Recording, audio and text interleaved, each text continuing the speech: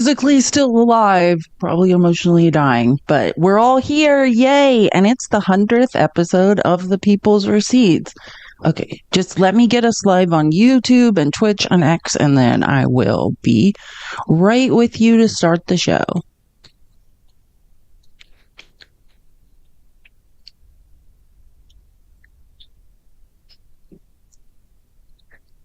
You know that paper is more sophisticated now than computers.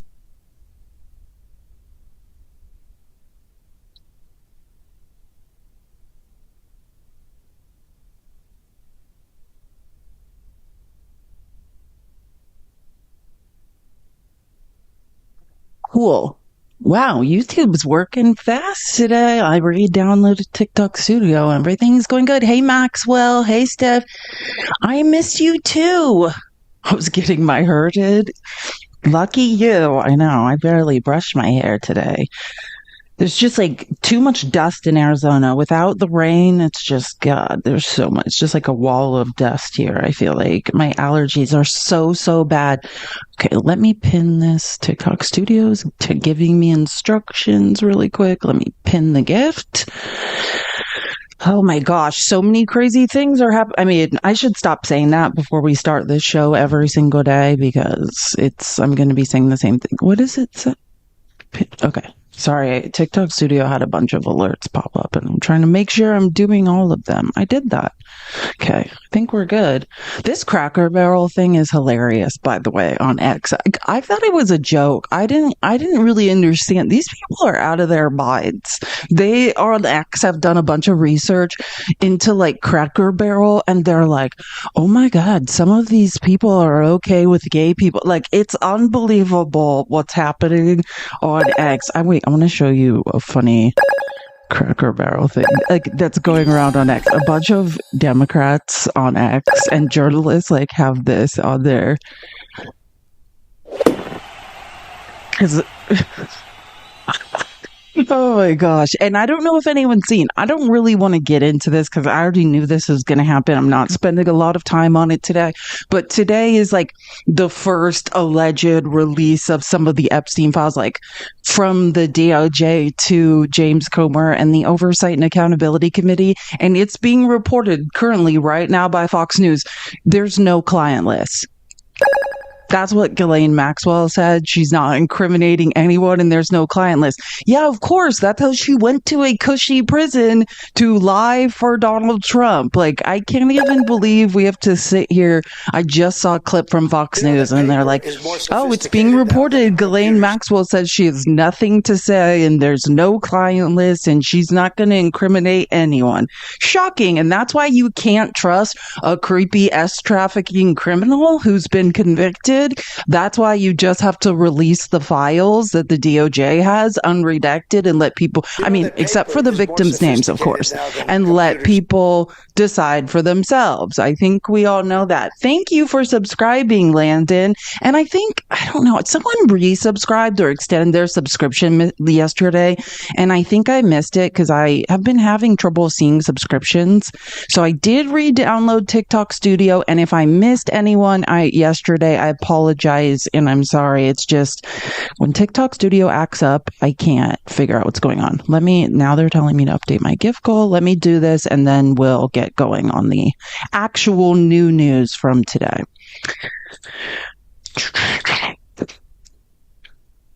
Okay. Can it? Thank you.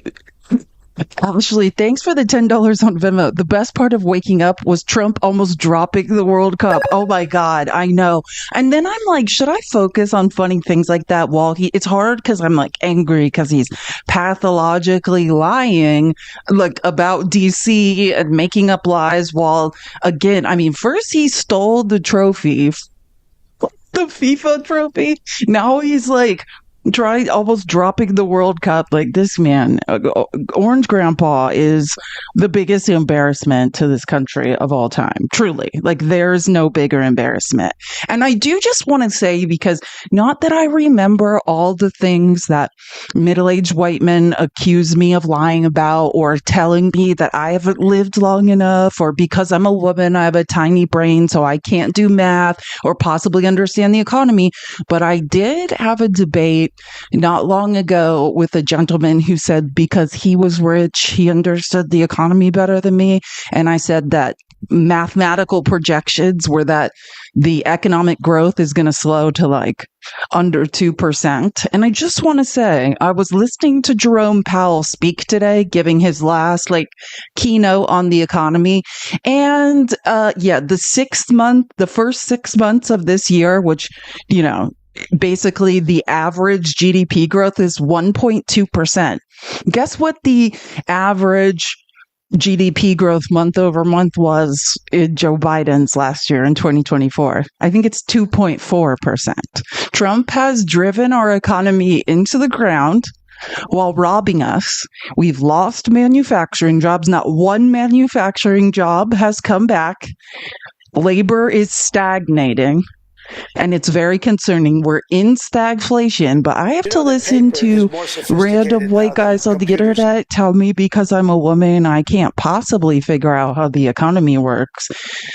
We need mediocre white males to go to math school. None of you have any idea what's going on in this country, and it is getting painful. Like, your stupidity is getting painful. Truly. Every second of every day, it's getting more painful. Oh, I forgot. I did screenshot some Cracker Barrel stuff. I'm not going to harp on this for too long, but I did, like, some of the crap going on. Byron Donalds, who's married to like a white lady in Florida who's a mom of liberty. You know, Byron Donalds, who was convinced he was going to be in Trump's cabinet because he's a black guy and he keeps getting nominated like Tim Scott, and they never give him a job, that Byron Donalds.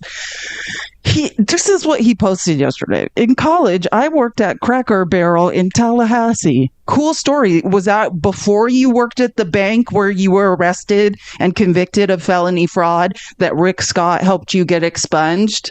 That was before that? Okay. Before the bank fraud that you committed, that you had expunged and you continue lying about when people ask you about it. Okay. Just making sure. So you worked at Cracker Barrel before you worked at a financial institution where you decided to commit fraud. Okay. I even gave my life to Christ in their parking lot. Well, great. Then they should never rebrand. Keep that white guy in that barrel forever, because Byron Donalds gave his life to Christ in a Cracker Barrel parking lot. What is wrong with Republican men? These people are so dumb. Their logic was their logo was iconic. A white guy sitting next to a cracker next to a barrel. And their unique restaurants were a fixture of American culture. No one asked for this woke rebrand. It's time to make Cracker Barrel great again. Somebody come get Byron. He's not well. And again, look into who his wife is. She's one of the craziest moms for liberty in Florida, involved in like an education grift. Like, ew. Taking the old white cracker out of the logo really has them shook. I mean, truly, who knew that this would be the thing that drove them all insane? But, sorry, these stupid things keep coming up. Sorry, these things to co-host with people keep popping up. This is Charlie Kirk. And the truth comes out about Cracker Barrel's disastrous logo change. The key woke reformer in the company, they found one person who doesn't hate gay people in the company, and they're blaming that person. Because a company wants to rebrand. The company was also the key woke reformer in the company was also part of the advisory board at the Human Rights Campaign. Oh, for shame. which promotes LGBTQ propaganda. Yes, equity and equality is now apparently propaganda. I love this. And scores companies on progressive values. You mean not being horrible bigots and discriminating against people? Yeah. Oh, here's Riley Gaines, the terrible swimmer who feels discriminated against by trans athletes, even though she's a mediocre athlete who couldn't win in her own right. This is so Steak and Shake, which is not to say Cracker Barrel is a nice establishment. At least it's like a sit-down restaurant from what I remember. Steak and Shake posts. Sometimes people want to change things just to put their own personality on things. Steak and Shake, Steak and Shake, you've poisoned me on several occasions. Like, maybe you should change something, like the quality of your food. At Cracker Barrel, their goal is to just delete the personality altogether. Oh, you mean the super racist? I would think, okay, do you know how many times I've heard white males that support Donald Trump who believe that they're making a point, and they say, like, that's why people have to, like, if you go on BIPOC TikTok and go in their lives, they're saying, like, YT people. It's because white males will report people that just say, like, white people, or say, like, if you say cracker, that's the worst thing you could say. And they say it's a slur. I'm just saying. And now I find out apparently that you all want to be called crackers. I'm so confused. Like, someone really needs to explain this to me. So it's, you want it? Like, you're upset because people don't want to refer to old white men as crackers any longer? Like, I truly don't get it. Hence the elimination of the old timer from the signage. You mean the cracker next to the barrel? I mean, it's not confusing. It is literally an old white man next to a barrel. Cracker barrel. This is not confusing in any way, shape, or form what that was. And I better never hear a MAGA man have a problem with the word cracker again being thrown at them. Because you guys are claiming it with your lives. People wanted to stop. A company's like, hey, maybe we shouldn't be referring to old white men as crackers. And you guys are like, no, absolutely not. That's who we are. Claim it and name it. So just make sure you guys never, ever complain again about being referred to as crackers. Because you guys are dying on this hill. People are trying to stop saying derogatory words about you. And you guys are like, no, this is our identity.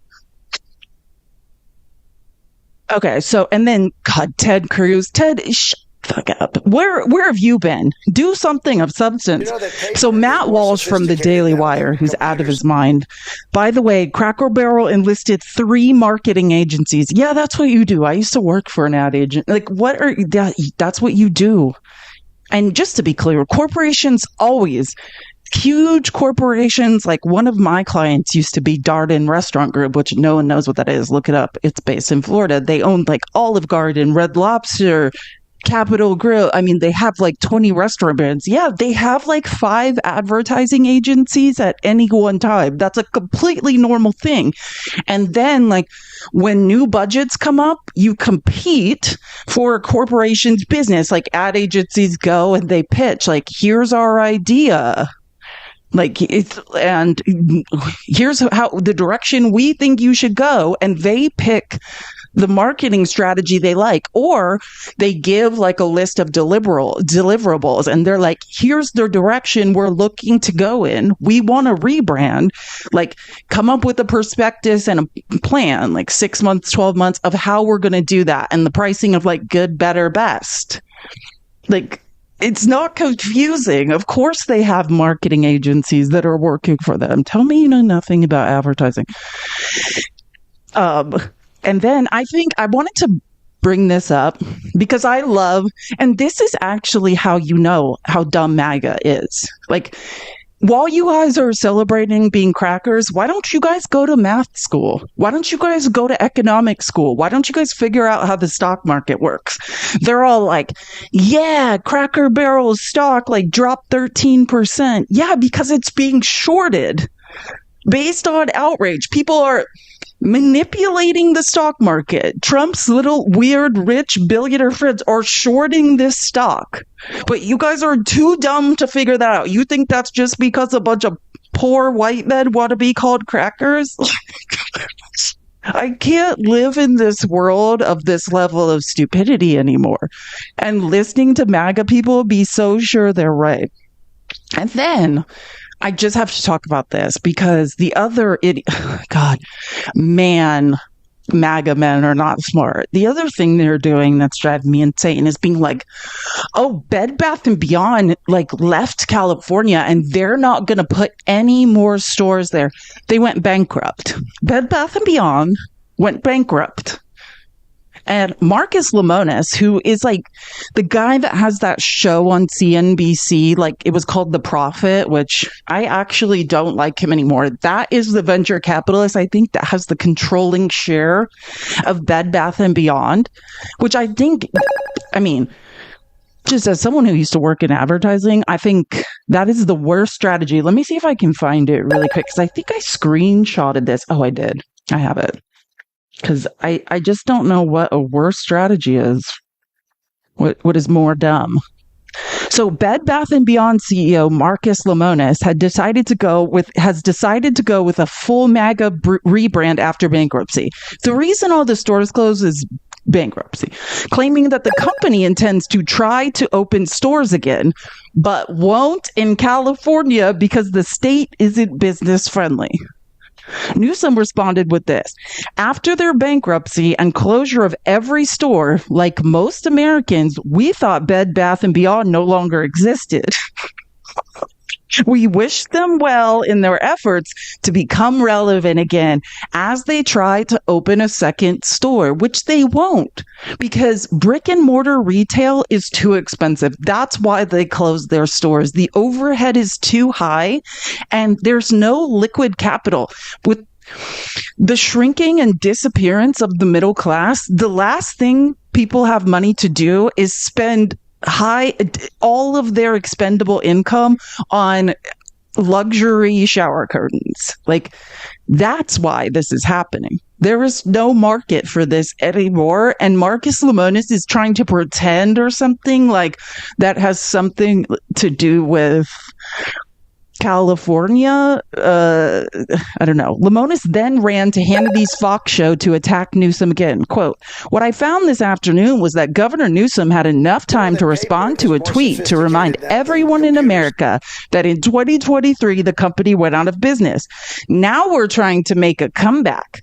And I would think that a governor would want to attract investment and attract capital into the state. In fact, he did the opposite. He rejected it. No, that's a lie, Marcus. You said you were not going to have any stores in California, which you can't afford the real estate. Like, that business model makes 0 sense. And I don't know why he's getting involved in this, but good luck, Bed Bath and Beyond. Nobody wants to be in a Bed Bath and Beyond. Nobody.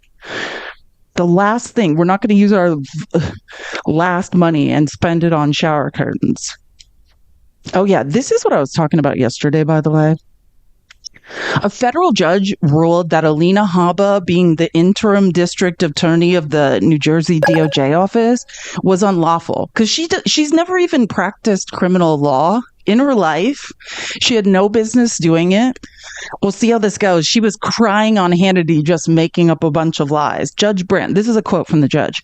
Quote, I conclude that she is not lawfully performing the functions and duties of U.S. attorney, end quote. Her actions since July 1 may be void. And why that's important is because remember when LaMonica McIver was charged with a felony for doing congressional oversight? Sorry, I've got to stop these co-hosting alerts. They are driving me insane. From doing congressional oversight of a unauthorized, unlicensed ICE facility in New Jersey. And she was hit with like a felony. They tried to charge Ross Baraka with trespassing, but he didn't. They dropped those charges. That was Alina Habba. So if this judge is saying, hey, whatever she's up to, she has no business doing, we shall see what happens with those charges. Hopefully they go away. Now, I want to get into a couple of things. Like, obviously, I know John Bolton's home is raided. We're going to talk about that. We're going to talk about DC. Most of the stuff I'm going to show you, I mean, happened today, except for quickly, I want to get into some Texas redistricting stuff. If you don't know who this guy is, his name's Will Cain. This is Pete Kegsbreth's best friend from his time at Fox News. Like, Will Cain, not a smart guy. Just like Pete Hegseth is not a smart guy. Like, this guy is maybe less intelligent than Pete Hegseth, which is almost impossible to do. I just want to show a couple clips of the lies he was telling. The important point is, in this battle of redistricting, started by Democrats, the important point. This is the story on Fox News that we started this. Trump demanded that without consulting Texans, that Texas, in the middle of a census, unlawfully redistrict their state. Now, let's say they were going to redistrict in the middle of a census, which is not good, but then you should be drawing more districts for Hispanics and more districts for African Americans in your state. That is where the population growth was. Oh, and that's what I forgot. I just want to, here, I'm going to switch presentations because I played this yesterday, but I just want to really make sure we understand, like, hey, if you want to redistrict, that's cool, but you need to do it fairly. And all they did is create inequality in Texas. They didn't redistrict fairly. And people, I mean, I think we're all quite clear on that, but listening to the people on Fox News blatantly lie about it is driving me up a wall. Where is my... Sorry, I'm trying to remember where I have this clip. Is that it? No, that's Representative Ramon. Sorry. Oh, yeah, I found it later. It's up here. Give me 1 second. Oh, I didn't even know you could do that. I learned. Here we go. Yep. This was on the Tennessee Holler. I don't know what this guy's name is, though. Hard truth. Under this map, white Texans receive one member of Congress for every 445,000 residents. If you're Hispanic, it takes about 1.4 million residents for that same representation. If you are black, it takes 2 million. In this proposal, a Hispanic Texan has 1/3 the political value of a white Texan under this plan, and a black Texan 1/5. It would take 3 Hispanics to equal the representation of 1 white Texan and 5 black Texans to equal the value of 1 white Texan.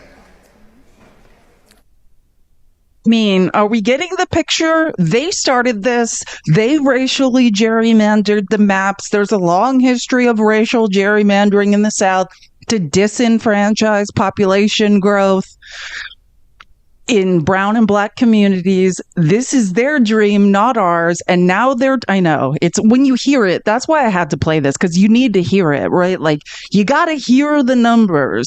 And I should find this clip and I'll put it in the Discord, because I thank God I just happened to find this. Under these lines, Texas Hispanics will be the most underrepresented population group in all 50 states. The level of underrepresentation will far exceed what even conservative courts have struck down in Louisiana, Alabama, and just yesterday in Mississippi. So again, I mean, hold on, let me hear that math again. Well, I just need to find this clip. Oh wait, I can... Hold on. Hard truth. Under this map, white Texans receive 1 member of Congress for every 445,000 residents. If you're Hispanic, it takes about 1.4 million residents for that same representation. If you are black, it takes 2 million.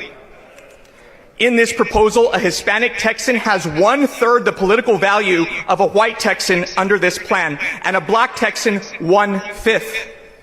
It would take 3 Hispanics to equal the representation of 1 white Texan and 5 black Texans to equal the value of 1 white Texan. That's the most disturbing thing ever. I'm sorry. Wait, is this working? Your message cannot be. Okay, wait. Let me just see if I can send it without a message. Why?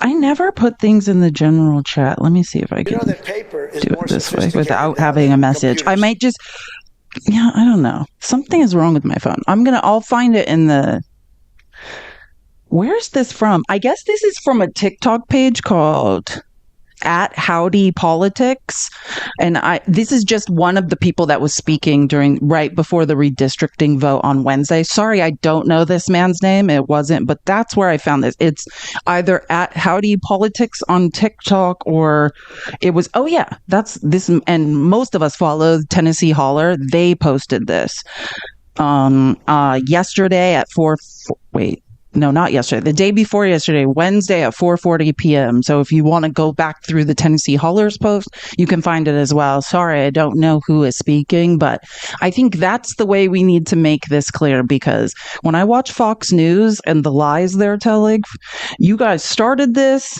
You guys won't stop it. And they're crying because we decided to not just lay down and give up democracy.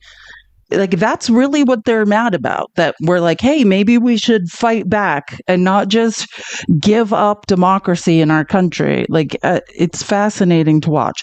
So that clip I played of Will Cain basically saying that, oopsies, that we started this. I love this.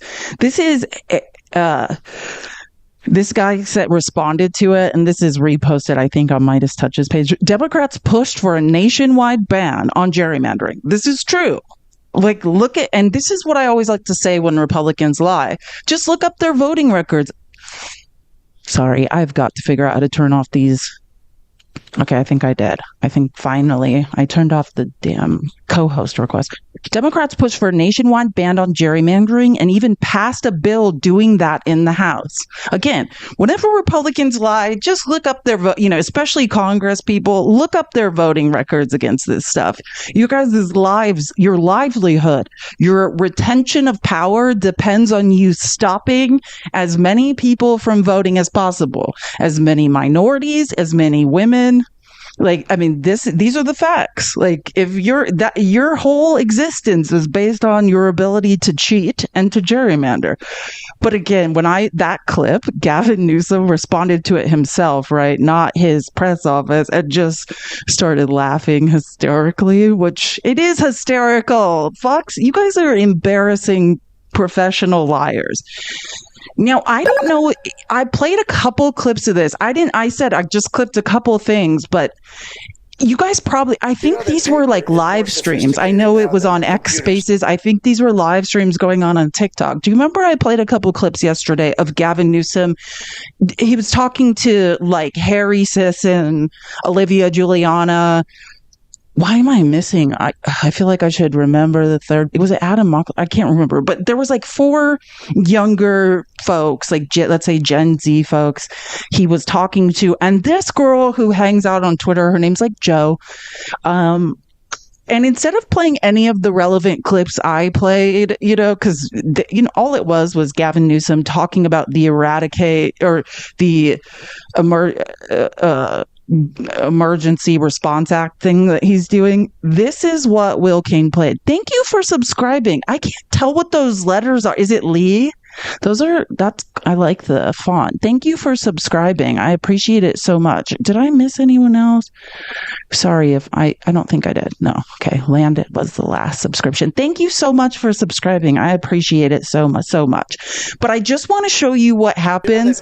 So it was Olivia Giuliana, 2 guys, and this woman talking in like a live stream to Gavin Newsom. And of course they paint her, because she's kind of like a blonde hair, blue-eyed woman, as like, they called her the siren. Paper is more sophisticated now than computers.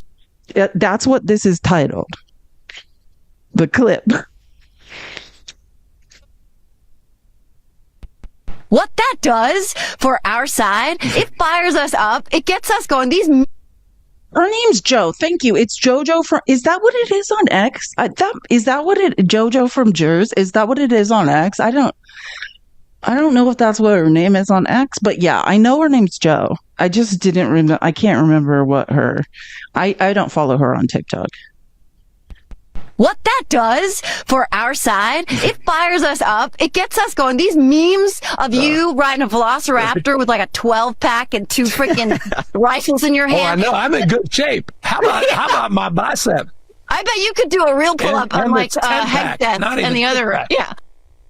Yeah, that was an internet troll on a podcast talking about the Secretary of Defense 46th, 47th, and 48th pull-up in the Pete and Bobby Challenge, while glazing Gavin Newsom over his hard-to-see biceps. This is an interesting trend. Democrats who do nothing make fun of those who actually do. What that does.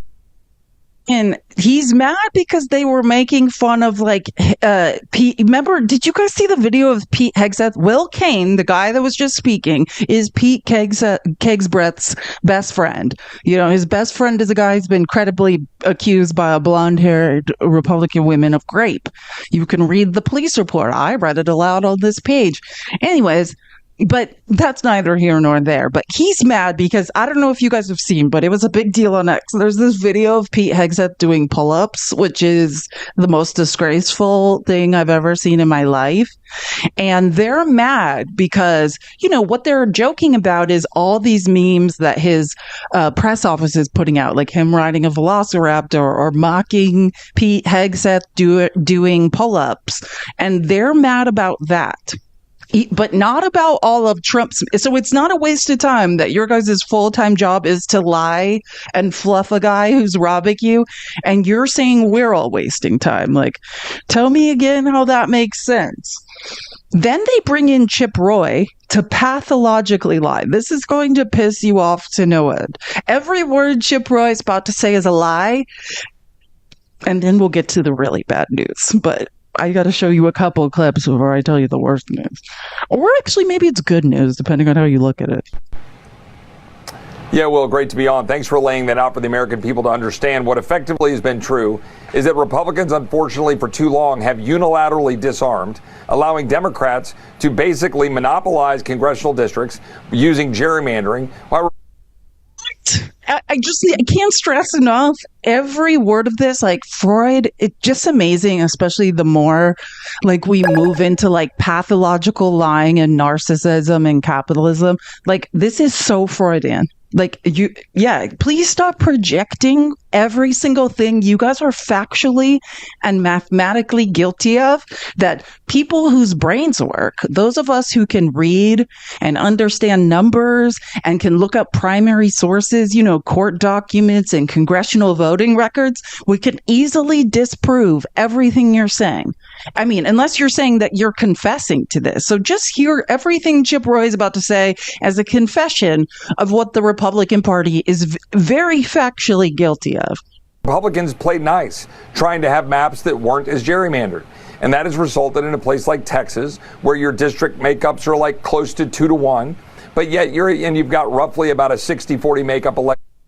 I need to play those numbers again? Do I need to play the numbers again from the man about who's being disenfranchised? We are in hell. Electorally, where Republicans win across Texas, but you got California, which is roughly 60-40 the other way, but they only have 9 Republican seats out of 50, 3 or 4.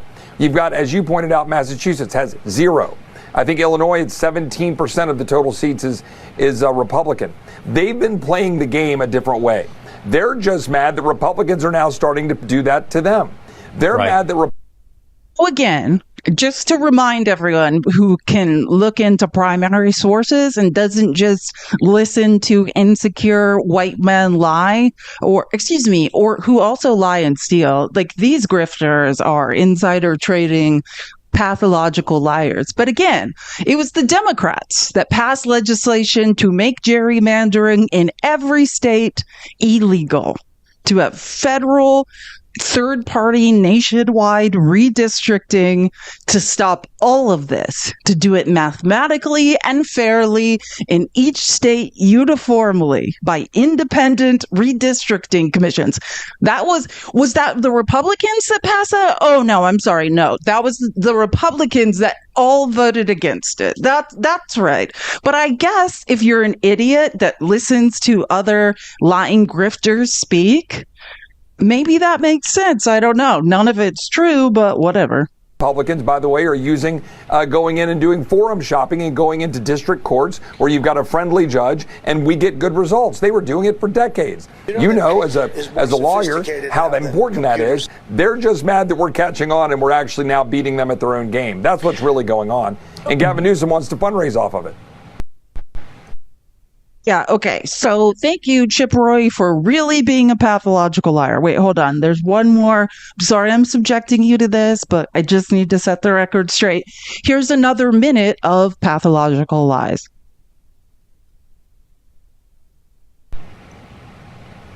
No, that's exactly right. What President Trump, I think, has done as much as anything else, besides his overall great leadership in terms of the economy, in terms of standing up abroad, in terms of securing the border, all of the things we're proud of, it's to say that we shouldn't accept the status quo that establishment Republicans have been accepting for far too long. He's saying, let's do it differently. Take a page out of their book. Let's actually go fight the fight. So they brought maps to the state legislature in Texas and said, guys, maybe this is a better map. And now Texas is moving a better map. Frankly, we could probably be even more aggressive. But I think we're trying to move it all in the right direction to make sure that we're getting balance, because for too long, and by the way, you know this, Democrats have hid behind the Voting Rights Act to use race-based gerrymandering to try to cover for their political gerrymandering. Right. And now they are really upset that we're calling them out on what they're doing. And by the way, we'd like to end that race-based gerrymandering. We should be putting the right people in districts to represent all people regardless of their skin color. They cannot, and I found that clip. Okay, so I'm going to add everyone that clip that gives the actual factual numbers about who's doing race-based gerrymandering, which is hilarious. You have a situation where for every black person in Texas, for every 2 million black people in Texas, they get one congressional representative, and for every Hispanic, or what is it, like 1.5 million, they get one representative, and for every like 400,000 white people, they get a congressional representative. So if I do agree you guys are racially gerrymandering, just not the way you are pathologically lying about now. Like, these people have zero. It's amazing what you'll do to keep insider trading and profiting off of hurting others. Like, capitalism is a terrifying thing to watch. And now, Midas Touch, they responded to that clip and said, what world do these people live in? The world of never-ending pathological lying. Like, that's the world we live in. Oh, sorry. Thank you, Seabass. I really appreciate it. Can we all tap the screen? Yeah, we should be at least 100K, probably closer to 150. I know it's Friday. Let's tap the screen, share the live. I do appreciate you guys. I just had it, and hold on. I just had that clip. I know it's right here. Oh, I found it. Sorry. I just need to make sure I copy it correctly. Sometimes when I try to copy things from my outlines and then put them in the Discord, then it ends up looking very strange, and they're not. It's just like it's a link that doesn't link. Okay. I'm pretty sure I added everyone in the Discord. Oh, wait. Is that an introductions? Jesus Christ. Hold on. Okay, well, if you look at introductions, you can find. I'm going to put it in the general chat. Put that in the wrong place. Just kidding. Join the Discord. Link in my bio. I usually just drop, I have tons of crap I go through every day. I put the most important things in the general chat. Okay, got it in the right place. I added everyone. It's in the general chat in the Discord if you want to go find it later. The actual numbers of racial gerrymandering, not conservative Republicans' delusional lies, like that they spoon feed to their idiot MAGA followers. And here's why Chip Roy, like, oh, what? That's weird. Why'd they select Chip Roy to be on Fox and tell these pathological lies? Oh, because he's leaving the house, which I have to say, I'm actually kind of sad about. Chip Roy actually, I mean, he was all talk, but at least he was a fiscal conservative. He's going to run for attorney general in Texas because Ken Paxton, the most corrupt Texas attorney, which I don't know, most corrupt is probably not true, actually. Like, if Ken Paxton has gotten away with the corruption he's up to in modern, 2025, I think back to like right after the Civil War. I'm sure he's probably not the most corrupt attorney general in Texas history, but Chip Roy is leaving the House of Representatives, and his district is super, super conservative. Like, Trump talked about trying to primary him. It's actually probably mathematically impossible to primary Chip Roy. Like, because it's such an upper middle class and affluent conservative area. Like, he's in a pretty gerrymandered district. So he's not being forced out. And it scares me to think of the next crazy, like Marjorie Taylor Greene or Jim Jordan that's going to run in this district. I wonder, what district is Chip Roy's? I probably should have looked that up before this live. Can anyone look it up for me really quick, or I'll look it up? What district is Chip?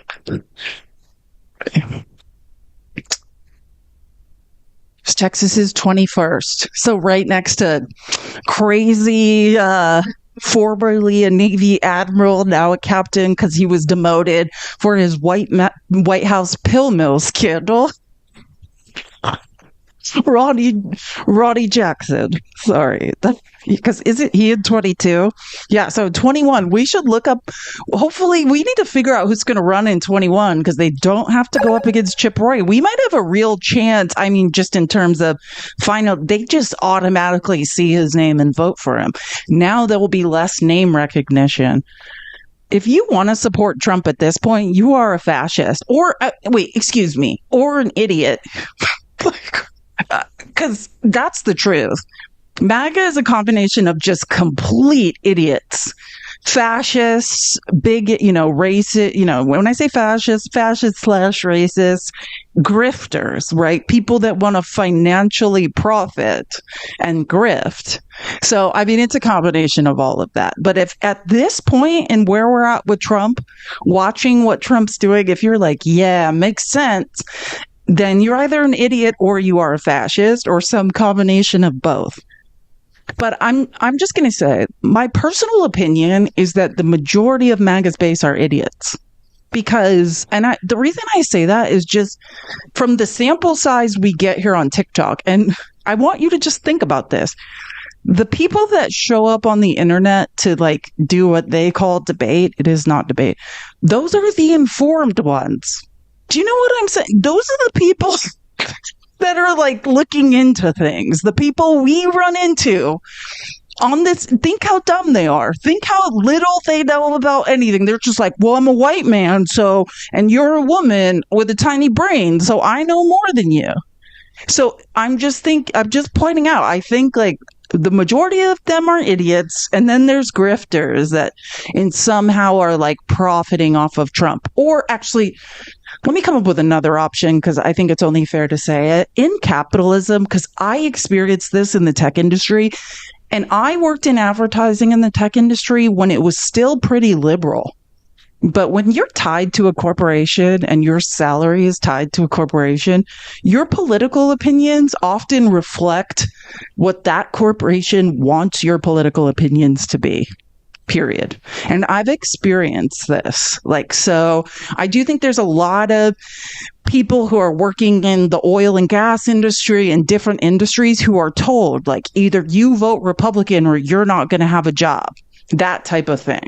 So I do just want to present that as well. There are situations where people's ties in capitalism make them feel like they can't have their own opinions, even though they're being disenfranchised and they might not like their job. They're like, I still need this job. I still have a family. Like, they love that in corporate America, getting like the white males with family or women who have children, single mothers, and being like, oh yeah, you want to take care of your kid, right? Yeah, like John Deere. Well, John Deere's I was just listening to John Deere's earnings. They're laying people off. John Deere is laying people off and said it's because of Trump's tariffs. Like, they're like, yeah, we have to lay people off because Trump won't stop with the tariffs. But anyways, here's Chip Roy after he pathologically lied to his own constituents and to the entire country about racial gerrymandering in the United States. Then he's like, and I'm running to be your next corrupt Attorney General of Texas. I can't wait to use your tax dollars to house my mistress. I mean, I'm just saying, if he's doing it like Ken Paxton, I'm not saying he has what I'm saying. Just in keeping with the tradition of Texas attorney generals, you have 1 to 2 mistresses that you are housing in properties paid for by Texans' tax dollars. And so I've thrown my hat in the ring to run for Attorney General of Texas. At the end of the term I'm currently serving, my 4th term, representing the 21st Congressional District, I'll have served for 8 years. I don't think we need permanent legislators. I think we need people that are willing to, turn that over and let someone else now go represent the fine people of the Hill Country. But I want to come back home and use my talents and skills as a lawyer, as a former federal prosecutor, as the former First Assistant Attorney General of Texas, as someone who serves on the House Judiciary Committee, as the chairman of the Constitution Subcommittee. And I want to go fight for Texas. And I want to do it in the courtroom. I want to do it alongside the great men and women in blue, our law enforcement. And this really, I got to say, it touched me. Roy, I don't believe in lifetime public servants. Oh, so you're just going to run for another position? Or is this a joke? Chip Roy's like, hey, I'm tired of pretending every time we're about to vote on a budget that I'm going to stand up to Trump. I'm starting to look like a limp D because I fold like a lawn chair every single time.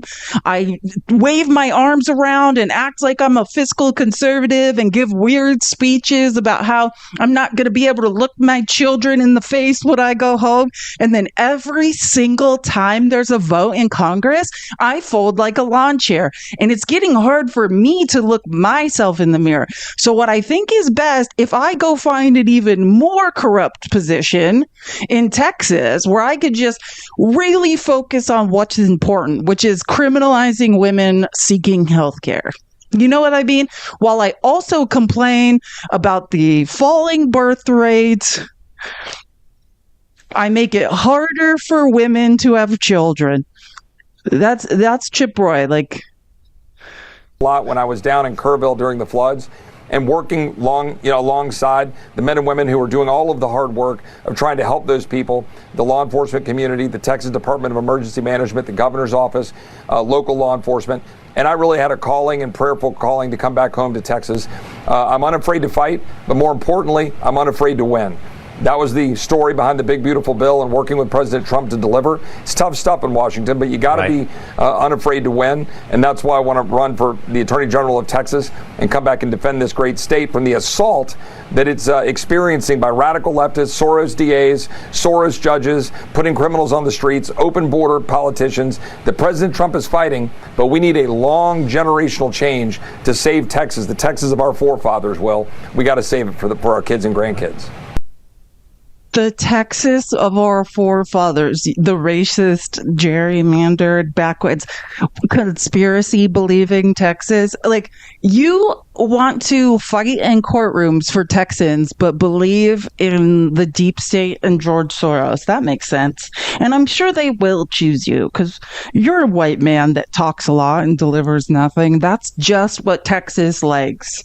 Insecure white males who tell them lies 24 hours a day. Someone brought, I think I forgot to add something to my presentation, which I'll add. Oh, is this it? I'll find it in a second because someone brought up the Texas flooding in the chat. I saw that. I actually have a really good clip I wanted to play about that, but I'm going to stay on this line of logic and I'll find it and add it. Like the actual whatever bill they passed in the special session. I do want to talk about that for a second. So this is yesterday. Gavin Newsom giving a press conference talking about the California redistricting bill and how it's going to work. First, just briefly back up and pick up a little bit on what the speaker and the pro tem said, and just remind everybody what they reminded you that need to be reminded, all of us again, of how we got here. We got here because the President of the United States is struggling. We got here because the President of the United States is one of the most unpopular presidents in U.S. history. We got here because he recognizes that he will lose the election. Congress will go back into the hands of the Democratic Party next November. We got here because of his failed policies. Those are being exposed hour by hour, reinforced today by Walmart announcing they'll be raising prices because of the tax increases, because of the tariffs. Reminded every day by a slowing economy, growing mistrust, distrust all across this nation, across the board. He is failing. He recognized that, and that's why he made a phone call to Greg Abbott asking for 5 seats. Can't win by playing by traditional sets of rules. He plays by no rules. I remind you all the time, it's not the rule of law, it's the rule of dawn. And we're standing up to that. We're responding. First, just briefly back up and pick up a little bit.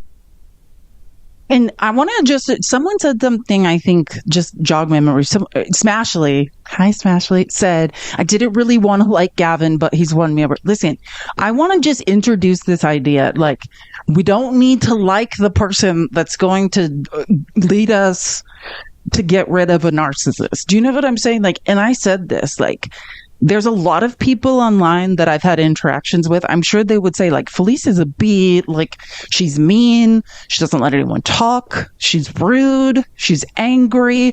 But I bet you I could defeat a narcissist better than you could. Do you know what I'm saying? Like, the skill set it takes, the gumption, like, you have to become a monster to defeat one. We don't need to like him.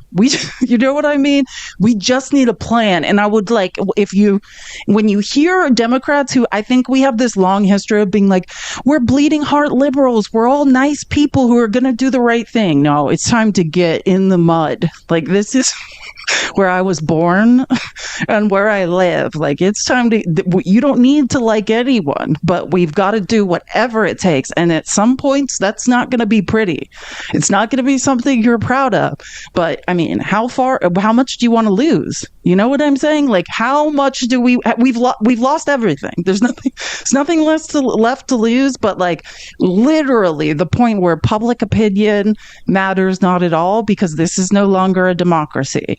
So that's what I'm saying. Like, we don't even need to like this guy. We just need someone who's willing to do what it takes, and what it's going to take is not going to be pretty. But I don't care. Like, look at who I'm telling you. Narcissists don't stop unless you stop them. So yeah, we don't need to like anyone. We just gotta get someone that's willing to do what it takes. That they fired the first shot, Texas. We wouldn't be here had Texas not done what they just did. Donald Trump didn't do what he just did. He went so far as to follow up and say that he didn't just want those 5 seats. He said he's quote unquote entitled to those 5 seats. Just pause and reflect on that. Everything should have just stopped there. President of the United States claiming he's entitled to 5 seats. That should put chills up your spine. Every Republican, not just Democrat and Independent, every American, those enduring values that we celebrate, just celebrated 249 years, the best of the Roman Republic, Greek democracy, the rule of law, co-equal branches of government, popular sovereignty. What we'll celebrate, will we? Next year, the 250th anniversary. That. They fired the first shot, Texas. Exactly. He did, I mean, quote unquote, said he was entitled to those seats. Mathematically, absolutely not. I just want to stress again, and I put this in the general chat of the Discord if anyone wants access to the actual math. about how white people are being further enfranchised, and black and brown people in Texas are being further disenfranchised. Period. That's the truth. And if you wanted to redistrict, like, let me help you. We are in gross population decline. The white population, the statistical rate at which it's growing in America is not good. The Hispanic population is growing. Look up the Hispanic population burst in Texas. That's why. So I do agree there's more people to add to the census. It's just not white people in Texas, or the statistical proportions, it's mostly Hispanics. Because I know that because of the birth rates. The birth rates in Texas, the people who are getting pregnant disproportionately are young Hispanic girls. But then they're being denied health care and demonized. Yeah, so these are the facts. What he's saying is, and Trump is saying, and when has Trump said this before? Just understand, Trump is not a smart guy. When he called the Georgia governor and said, find me votes. He did the same thing in Arizona, but he ran into the Arizona, Republican Mormon John McCain's, who were like, no, we actually know the difference between the truth and a lie. We're not going to lie for you. But when you call up Texas and you say, do something unbelievably shady and corrupt to disenfranchise your growing Hispanic and black population, they're like, absolutely. Absolutely. There's no terms here. I can be governor forever. I'm so on board. That's the truth. Even Georgia was like, yeah, we're not going to find you just under 12,000 votes, creeper. We did a recount. We just can't do it. But Texas is like, oh, engage in blatant corruption while everyone watches. This is our wheelhouse. 100%. Keep tapping the screen. I appreciate it so much. Let's get to 150K as fast as possible. I know it's Friday. No one has to tap for the next 2 days. It'll be great. Sally, thank you so much for the $25 in Venmo. You're awesome. You're awesome. And someone named Sally just subscribed. I don't know if it's the same Sally or there's two Sallys, but thank you, Sally. Or two Sallys. And if you like what I'm saying, come back for more, because the People's Receipts is a show where I use primary and secondary sources to keep us all sane during the onset of authoritarian fascism. So, if you hear it and you like it, come back for more, because that is my goal, is to just point out the very obvious truth while we all feel like we're going nuts. Oh yeah, here we go. This is another good one. Masked men at the site of the Japanese that were interned and bussed in Little Tokyo last week in Los Angeles were sent right there in front of the Democracy Center as we kicked off this effort. That's a preview of things to come all across the United States of America. Mark my word, just as we let folks know what was going to happen in other cities, what is happening in Washington, D.C. We said 2 months ago, Los Angeles is a preview of things to come with the federalization of the National Guard, with the militarization of the streets of America. And I'll remind you, Donald Trump never sent the military, active duty military, in his first term or now even his second term, anywhere overseas. He sent them to a United States city. They remain federalized National Guard, interestingly, through Election Day. Masked men. Most important part of that statement, interestingly, through Election Day.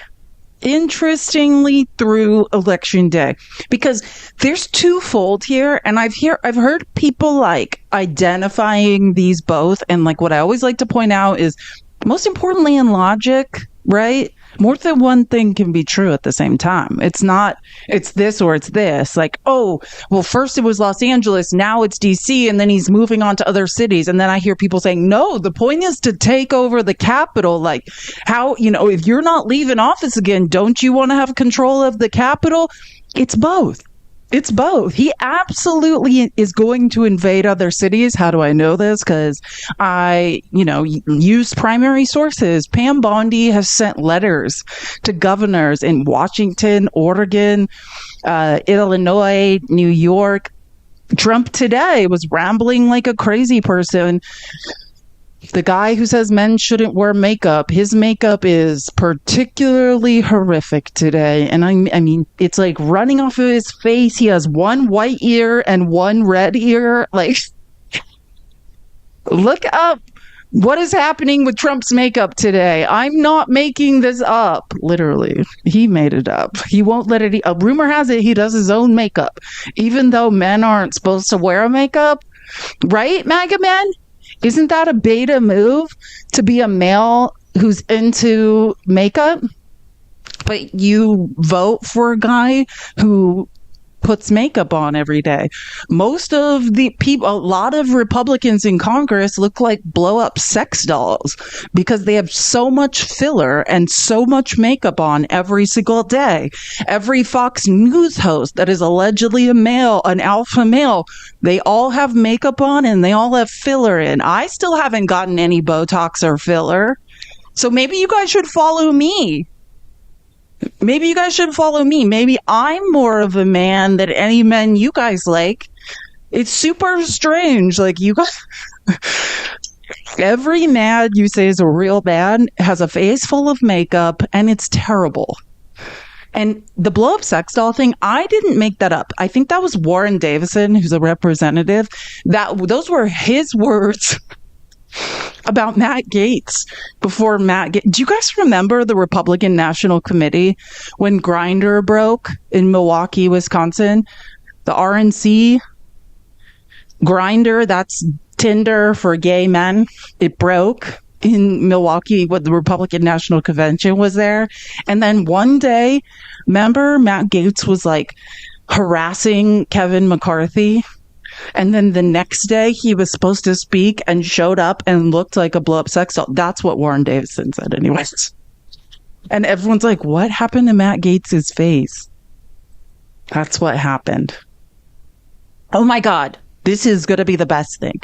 Okay. Sorry, I went on that weird makeup rant because this is important. I have a history degree, and that's why I'm so obsessed with primary sources and research and how it's done correctly so we can debunk all Trump's lies. Now you're going to see why. So now, why would Trump need to take over DC? A gerrymander, like, how do I know he's doing a coup? Because this happened before. So I'm going to play a short video about it. Now, I'm not saying this for the people in here because the people in here are generally brilliant. So this is not for the people listening to this in here, but for any MAGA people in the shadows, because you guys get confused. So throughout, right after the Civil War, the Dixiecrats, Democrats were, I just want to be clear, were conservatives in the South, the same people that perpetuated the transatlantic slave trade, who profited off of it. They've always been the same people, conservatives in the South. Okay, so when you hear this guy say Democrats, he's talking about conservatives in the South. This is something called the Mississippi Plan, which Trump probably doesn't know about, but most of Trump's plan, it was not created by him. It's created by conservative think tanks that are like, yeah, we did it once, we could do it again. This is what they did once during Reconstruction, and they're absolutely doing it again right now. Is there a connection between Trump sending the... Oh, yeah. And this is Edward T. O'Donnell. He's a great historian if you want to look him up. Military and National Guard and ICE into Los Angeles and Washington, D.C., and his recent announcement that he's going to abolish mail-in voting and voting machines. Absolutely. And it's bad. Really bad. Trump is going to use the military, National Guard, and ICE to disrupt the elections in 2026 and 2028. How am I so certain of this? Well, I'm an American historian, and I can tell you that it's happened before in America. The only difference is that previous subversions of democracy were carried out not by the U.S. military, but rather by state and local law enforcement. Take the period known as Reconstruction that followed the Civil War. The late 1860s witnessed a revolution in which black men gained the right to vote, and for a time, America operated as a multiracial democracy. But this democracy was soon crushed by force through what came to be known as the Mississippi Plan. First in Mississippi and then across the South, armed white supremacist militias affiliated with the Democratic Party, along with local police, sheriff's deputies, and other members of law enforcement, attacked Republican political rallies, killing hundreds of African Americans. They also threatened, assaulted, and assassinated political organizers and candidates. The result? Tens of thousands of terrorized African Americans stayed away from polling sites, and Democrats swept to victory and reestablished whites-only rule. Seem like they might be doing that to Hispanic people now? I wonder. Trump's version of the Mississippi Plan in 2026 and 2028 won't need to employ much or even any violence to succeed. First, Trump would need to establish that he can make demonstrably false claims about an insurrection in LA and a crime wave in DC to deploy the military and National Guard against American civilians. Check. Next, Trump would need to ramp up his false claims about the 2020 election being stolen by the Democrats, who, he says, plan to commit more massive fraud via mail-in ballots and voting machines in 2026 and 2028. Check. Then, since it's clear he has no intention of leaving office in 2029, Trump would need to start joking about having a third term, even though the Constitution prohibits it. Check. Then, as the election approaches, all Trump needs to do is create fake election fraud crises in swing states and purple congressional districts to justify sending in the military and National Guard to arrest election officials, surround polling sites, seize ballots and voting machines, and stop vote counting. At a minimum, soldiers could set up checkpoints to make it hard for voters to reach polling sites on Election Day. And let's not forget about ICE. They could be unleashed to terrorize Latino communities and drive down voter turnout. Trump probably hopes mobilizing the military and National Guard against American citizens will distract the public from the Epstein files, Ukraine, and inflation. But Trump's real objective here is to stay in office forever. Let's say it together, people. It's a 5-alarm fire and our democracy is burning. The only question is, what are we going to do about it? Amen. And I was talking about this yesterday. As we watched Trump try to erase slavery, I was talking about how during the Middle Passage of the transatlantic slave trade, 2 million Africans drowned in the ocean just on the way here. Which is more than all the people that have died in every war America has fought since 1776.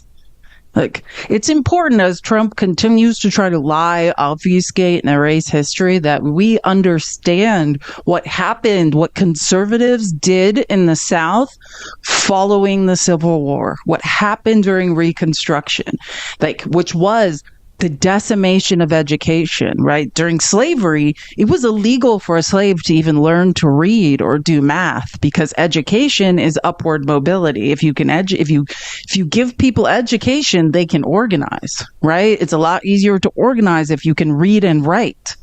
And the destruction of the Department of Education, all of this mirrors Reconstruction. This is Jim Crow to a mother effing T. It's just hilarious that MAGA, mediocre white men are so dumb they don't realize it's happening to them. You are the black people. And I talk about this book I like to talk about. It's called The Wages of Whiteness, which I always suggest everyone write. It's this idea that during Reconstruction, right, the social contract with white males who were actually not much better off than slaves. They're working in factories with no rights, no recourse, not a livable wage. They're losing hands and legs, and actually slaves were much more valuable because of how much they cost, right? That was a lifetime investment. It was like buying a house back then. So oftentimes slaves had more access to medical care than even the average white man. But that's what the wages of whiteness were about. In order to fool white men into thinking, oh, no, not you guys. You're not slaves. You're not slaves. It was this social contract based on the color of skin. Hey, let's make white men feel special, right? We'll treat we'll treat them slightly better than African slaves, right? We'll pull the police will harass them less. They won't be lynched. And that's the wages of whiteness. This social contract of, hey, your skin has social capital, even though you are too dumb to notice we're robbing you too, right? Capitalism, you are a slave in capitalism. You are working like a dog and handing the surplus to your capitalist overlords. But don't worry, but you're white, so you're cool, you're better. Right? Like, I highly recommend everyone look into the wages of whiteness and also just the stories around that. Like, capitalism, you don't have to be technically a slave. We're all slaves. And that's where the wages of whiteness get mediocre white men confused. Well, I'm a male. I'm better than women. Well, I have white skin, so I'm better than brown and black people. Are you? Or are you just an idiot? Like, which one is it? Can you correctly identify who's robbing you? Bet you can't, because you all voted in the last election based on, well, Donald Trump said brown people have more money. Sorry, I can't say it without laughing. You guys can't even figure out who's robbing you. You are a slave. We're all slaves. Unless you're part of the grift, like, I get it. And I was talking about this. I think there's people benefiting from the MAGA cottage industry, like the Charlie Kirks. But I mean, still, mathematically, that doesn't compare to, unless you're a billionaire, you're being robbed and you're an idiot.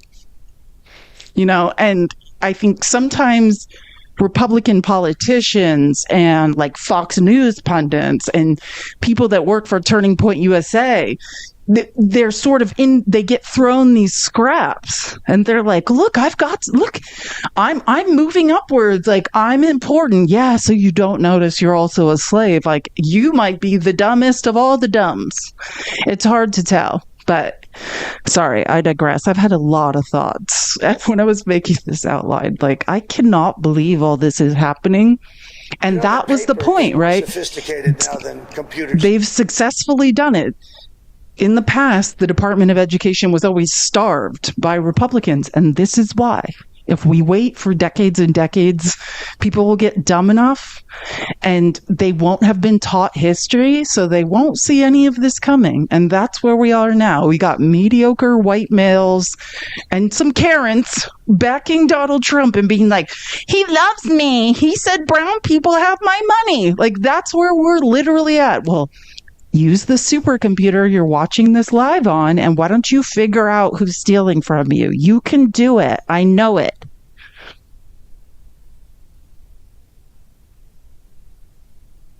Day. $175 billion in the bill that was just signed to reinforce the ranks of ICE, Homeland Security, for what is increasingly becoming self-evident to anyone with eyes wide open and any level of objectivity, a private army for Donald Trump, owing an oath only to him, not the Constitution of the United States. You just heard from the Speaker that vote in mail ballots are being threatened by the President of the United States. 80% of Californians.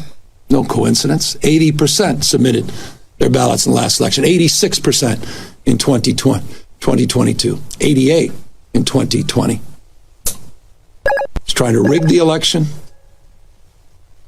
He's trying to set up the conditions where he can claim that the elections were not won fair and square. Open your eyes to what is going on in the United States of America in 2025. That's what this is about. Oh, you guys have a Holocaust on your hands because you don't know the definition of concentration camp and or Holocaust. You guys are now, I cannot wait for history to remember MAGA in the way you will all be remembered. As fascist creators and apathetic purveyors of a Holocaust and genocide. And that's what slavery was. The transatlantic slave trade, understand, that's a Holocaust that, just like there was a Holocaust in Europe in the 1940s. Just because you don't understand what a Holocaust is, doesn't mean it didn't happen here. Like, doesn't mean we didn't do the same thing to indigenous people. Look up the Trail of Tears, read a book, you can do it. You don't even have to read, your phone will read it to you aloud. Figure out what's going on. But you won't, I'm sure. Because Trump said brown people have...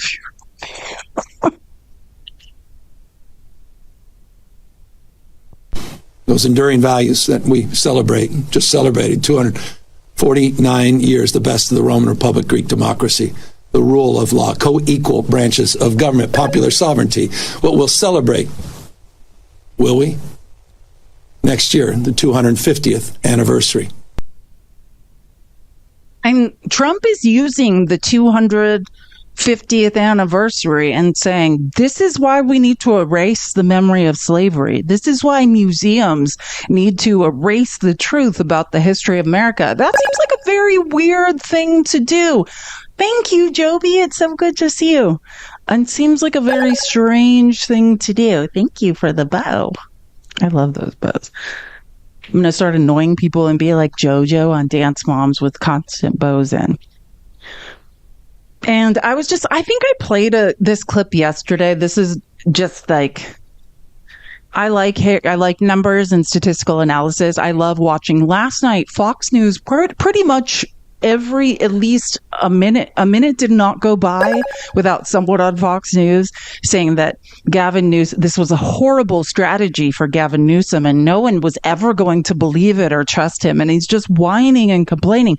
Turns out that's not true. Turns out, seems like America loves watching Republicans cry and whine while they're being mocked endlessly. It's the strangest thing. I absolutely think it's showing signs of working. And let's take a look at the voters who know Gavin Newsom best. Those voters out in California, those California Democrats. California Democrats and Newsom for governor. You go back to 2023, just 35% wanted him to run for president. Look at the percentage now who are excited for a run for president for Gavin Newsom. What is that? That's a 40-point climb. My goodness gracious. A rising tide of support for Gavin Newsom. Remember back in 2023, the majority of Democrats did not want Joe Biden to run for another term, but California Democrats and Gavin Newsom's home state did not want him to run either. And now 75% are excited for him to run. And more than that, he's getting a higher percentage of the vote than Kamala Harris in her home state. He is beating the former vice president, who, of course, was the Democratic nominee in 2024. As I said, a rising. She made the mistake of being a woman. That's what, I mean, Kamala Harris, no offense, Gavin Newsom is also a lawyer. I've listened to both of them talk extensively. But yeah, Gavin Newsom just gets a lot of social, I mean, as we know in America, just being a white, if I was a white male, there would be 5,000 people in this live right now. But just by nature of being a woman, mediocre, insecure men can't hear when intelligent women speak.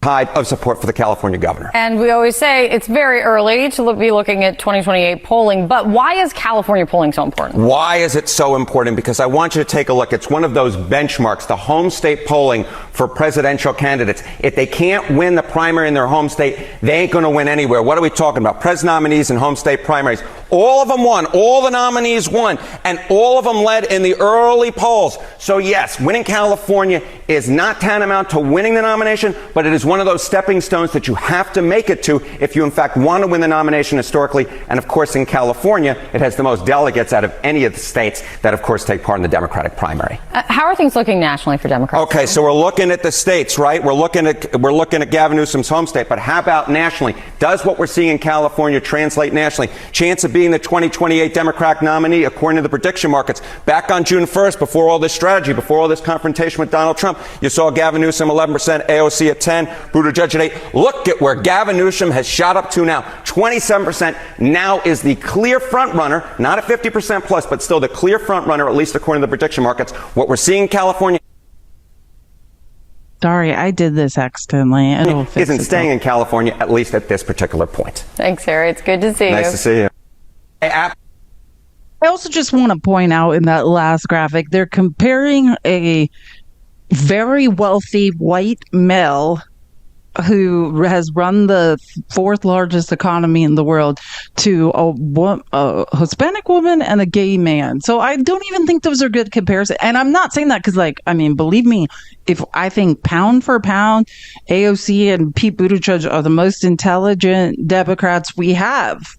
I love them. I'm just saying, like, if I have learned any lesson in watching, and I always talk about, I see the world in patterns. That's all I see. And I know that when smart women speak, men can't listen. When insecure men run into a very intelligent, very capable gay man, they, for some reason, can't hear them speaking because of their own weird insecurity about their sexuality that they're projecting onto everyone else. Like, I think the largest message is white men in America, get in some therapy.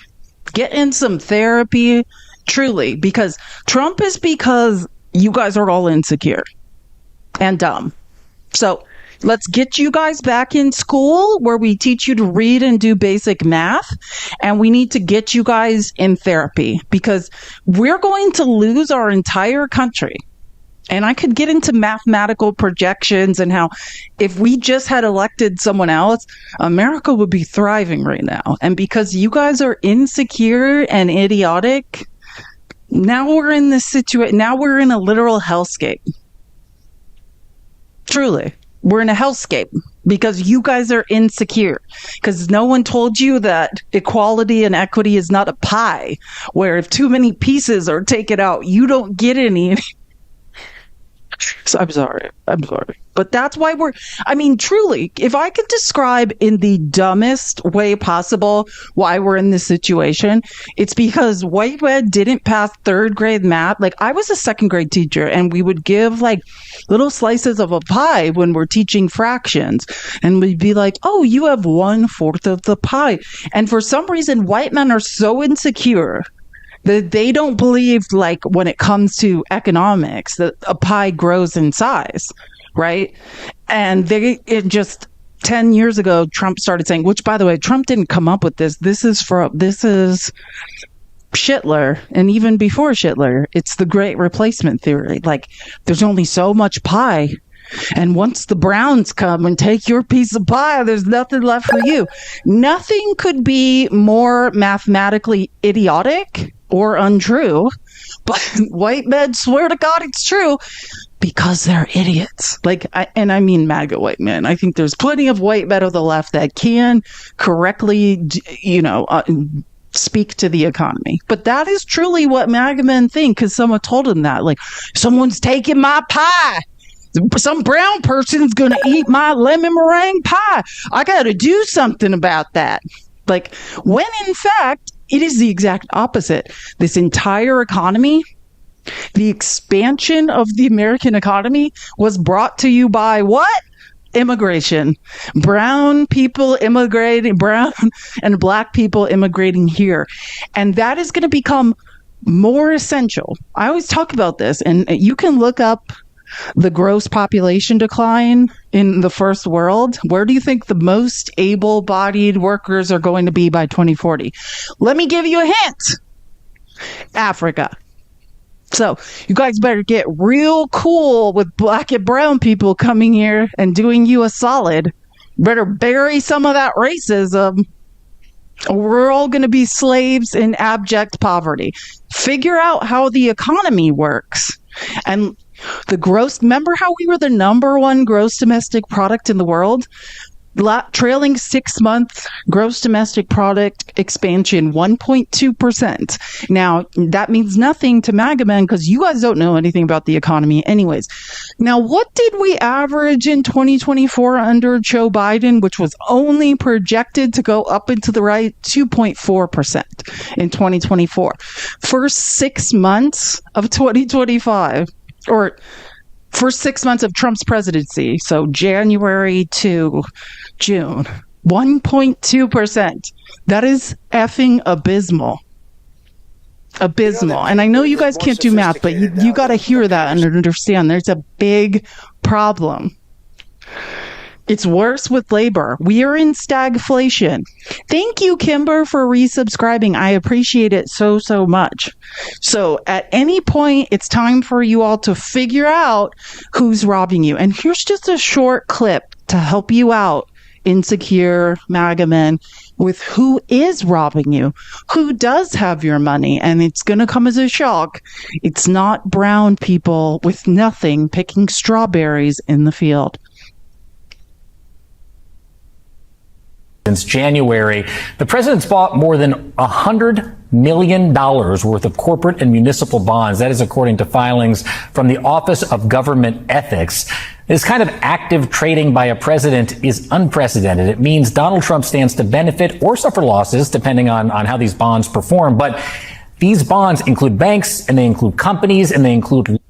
Understand. So under your nose, while you're convinced brown people who have nothing have your money, Donald Trump now controls the legislative branch. Why does that matter? Because he can drive up and down the value of his own stock. Now, I know, MAGA, you guys are delusional and on your knees for Trump, but prior to his second term in office, he probably had about 500 to 600 million in assets. And I mean, real estate included. I think he has just over 3 billion now, 3.2 maybe max billion. That all came from the last 6-7 months of him grifting and cheating. And now he has a vested interest in, and he can stop. The legislative branch does not work independently. We're in an autocracy where he can drive up his own personal wealth by the legislation that comes through Congress, because you guys are idiots. And someone told you because you were born a white male, you were not an idiot. Local governments that are literally directly impacted by the decisions that Donald Trump is making in the White House. How is that ethical? Yeah, Liz, it's not ethical. That's the point. Trump is violating the Constitution at every turn. If there's one thing I've realized, whenever I would hear MAGA debate, will do what they think is speech and debate on the internet, they would always refer to the Constitution as if it was in their pocket, and every night before they went to bed, they had a Bible and a Constitution, and they were reading from it and praying. No, they don't know anything that's in the Constitution. Not a goddamn thing. Nothing. Not even the history of the Second Amendment, I come to learn they don't know. They don't understand the First Amendment.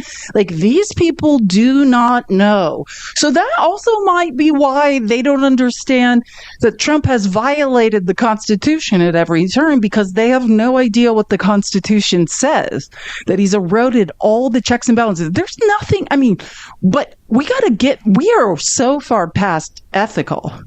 This is a hostile takeover of the largest gross domestic product of the country.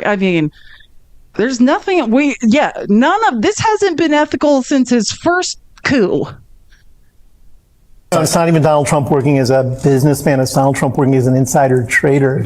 It's Donald Trump in a position to influence the interest rates that determine the value of the bonds he's buying. It's that simple. The other thing. That's why he wants interest rates to be lowered. His bonds are worth more than. And this all happened while he was in the office of the president. And I had to sit through, I can't describe to you how many millions, I would guess probably $50 million were spent on Republicans in Congress having fake hearings, impeachment hearings about Biden, accusing people of things that if you can read and do math, you could just easily tell weren't true. Accusing Biden of being corrupt. Meanwhile, Grifty Grifterton has undermined the Constitution and is doing a hostile takeover, while racist, uneducated, conservative men are still accusing brown and black people of having their money. It is a drop in the bucket. The $100 million in bonds he bought is a drop in the bucket in terms of the grift that's going on in the White House around cryptocurrencies. His net worth, I think, jumped by more than $2.5 billion based on paper, but it's on cryptocurrency assets he holds at a time when his family had absolutely no experience in the business before he became president. It's a product that he disparaged as a scam before he became president. Once he became president, he was able to influence federal policies that raised the value of cryptocurrencies, bringing them aboard as federally recognized assets in banks, legitimizing it through various federal regulations that govern the market. it, all of which he exercises great authority over, and which he was not disinterested in because his own net worth was directly affected by it. This is why he's threatening the Fed. This is why he wants to install someone to do his bidding in the Fed. Like, yeah, God. And by the way, Kimber and Owls Are Magic, thank you so much for resubscribing. I appreciate it so much. Let's keep tapping the screen. We should be at 250K. We're almost at 200. Tap, tap, tap. This is a super important video from George Conway about, this is what I was talking about. The answer is not either or. Is Trump going to go from blue city to blue city and wreak havoc? Of course he is. And he is having the National Guard inhabit and control the Capitol conveniently, to quote Gavin Newsom, up until and through Election Day. Because if I was a dictator who was involved in a hostile takeover, I would control the Capitol too. What happened the last time he tried a coup? Right? He didn't have control of the military, and he's rectified that. That's why you don't see any four-star generals, any General Millies, any people that know the Constitution, any people that know the difference between right and wrong. All we see now are idiots from Fox News who used to be on the Real World or Road Rules running shit, because they will never oppose him. That is the point. They will never oppose a thing this guy is doing while we literally watch him take over every cross-section of America. If Donald Trump gets control of policing in the Capitol to the extent that he seems to desire, which is he wants complete control because that's just the way he is. He wants complete control of anything he deems important to him. Think about the consequences of that, because what would have happened if he had had that kind of control on January 6th when he didn't call out the National Guard to defend the Capitol? What if he actually did have control of the Metropolitan Police and the National Guard in the way that he wants? George, what would have happened on January 20th? If he would have remained in office, because there would not have been the election of Joe Biden on January 6th. And he would have declared an emergency. And lo and behold, what do you do when you have an emergency? You call in the National Guard. Mm-hmm. He would have never left. Some people were saying that what they're doing in D.C. is going to be a model for other cities. You know that paper. But I think they're just cutting straight to the chase, because if you want to have a coup. It's not but, though, George. Agree fully with everything you're saying. It's and. He's never leaving D.C. He's psychologically training people to being used to him declaring constant states of emergency. I was talking yesterday how, because I don't force, I used to force you guys to watch all of Trump's speeches, and then I realized, oh my God, I'm torturing people. But I still watch all Trump. Every time Trump's speaking, I listen. I've heard him at least 10 times in the last 2 weeks saying, well, yeah, I guess if someone attacks America, you just don't have to leave office. That's what he kept saying to Zelensky. That's what he kept implying whenever people, because, which we need to re-examine our support of Israel. And again, I just want to say this. Multiple things can be true at once. I renounce anti-Semitism in all their forms, and I can correctly identify a genocide when I watch one happen in real time. Today, it's officially been declared a famine in Gaza, which, if you're following what's going on there, we already knew that shit. But now they officially have the data to declare a famine, right? We can all renounce anti-Semitism and be like, hey, there's a crazy person who's refusing to hold elections in Israel and is starving a bunch of people in an open air prison to death while we all watch. Both things can be true at once. And Trump is allying himself with people like Putin, like Netanyahu, and using Zelensky. Now, is Zelensky the aggressor? And this is the point I want to point out. Putin is an aggressor. He rolled his tanks into Ukraine and invaded someone else's sovereign territory. Netanyahu is an aggressor, right? Who has people in an open air prison and is terrorizing them, period. Who's attacked every country bordering him while we all watched, is invading other people's sovereign territory and attacking. They are authoritarian aggressors, right? And that Trump likes to be like, but Zelensky's not holding an election. Yeah, because they were actually attacked. You know, the day after Trump said that him and I could spend 2 hours telling you what's going on in Russian media, how they're mocking MAGA. You think I'm mean to MAGA men? God, Russian media 24 hours a day just talks about how stupid MAGA is and how stupid Trump is and how they have no intention of stopping the Ukraine war. The day after Putin went and met Trump, one of the largest, or if not the largest, I think top 3 largest drone attacks Russia has ever unleashed on Ukraine happened like the next day. They have no intention of stopping what they're up to. Trump's just running cover for them. He's just some idiot running cover for authoritarian aggression. But Trump likes to point out that Zelensky hasn't held elections. They are under attack from authoritarian aggressors. Right? JD Vance did an interview. I don't want to play it, but one of the more disturbing things, he's like, Putin's a soft-spoken guy. This was replayed on Russian state media. Putin's a soft-spoken guy. He's a nice guy. Well, Zelensky comes and they talk shit to him and treat him like a bag of trash. Did Zelensky attack another country? Is Zelensky kidnapping children in Russia? No. Is Zelensky taking over nuclear plants in Russia and leaking radiation? Absolutely not. Is Zelensky unleashing chemical weapons on his own people? Absolutely not. But let's treat Zelensky like a shitbag. That's a great idea. And you know why? Because this is what I've noticed in the patriarchy. Men are so insecure. They never punch up, right?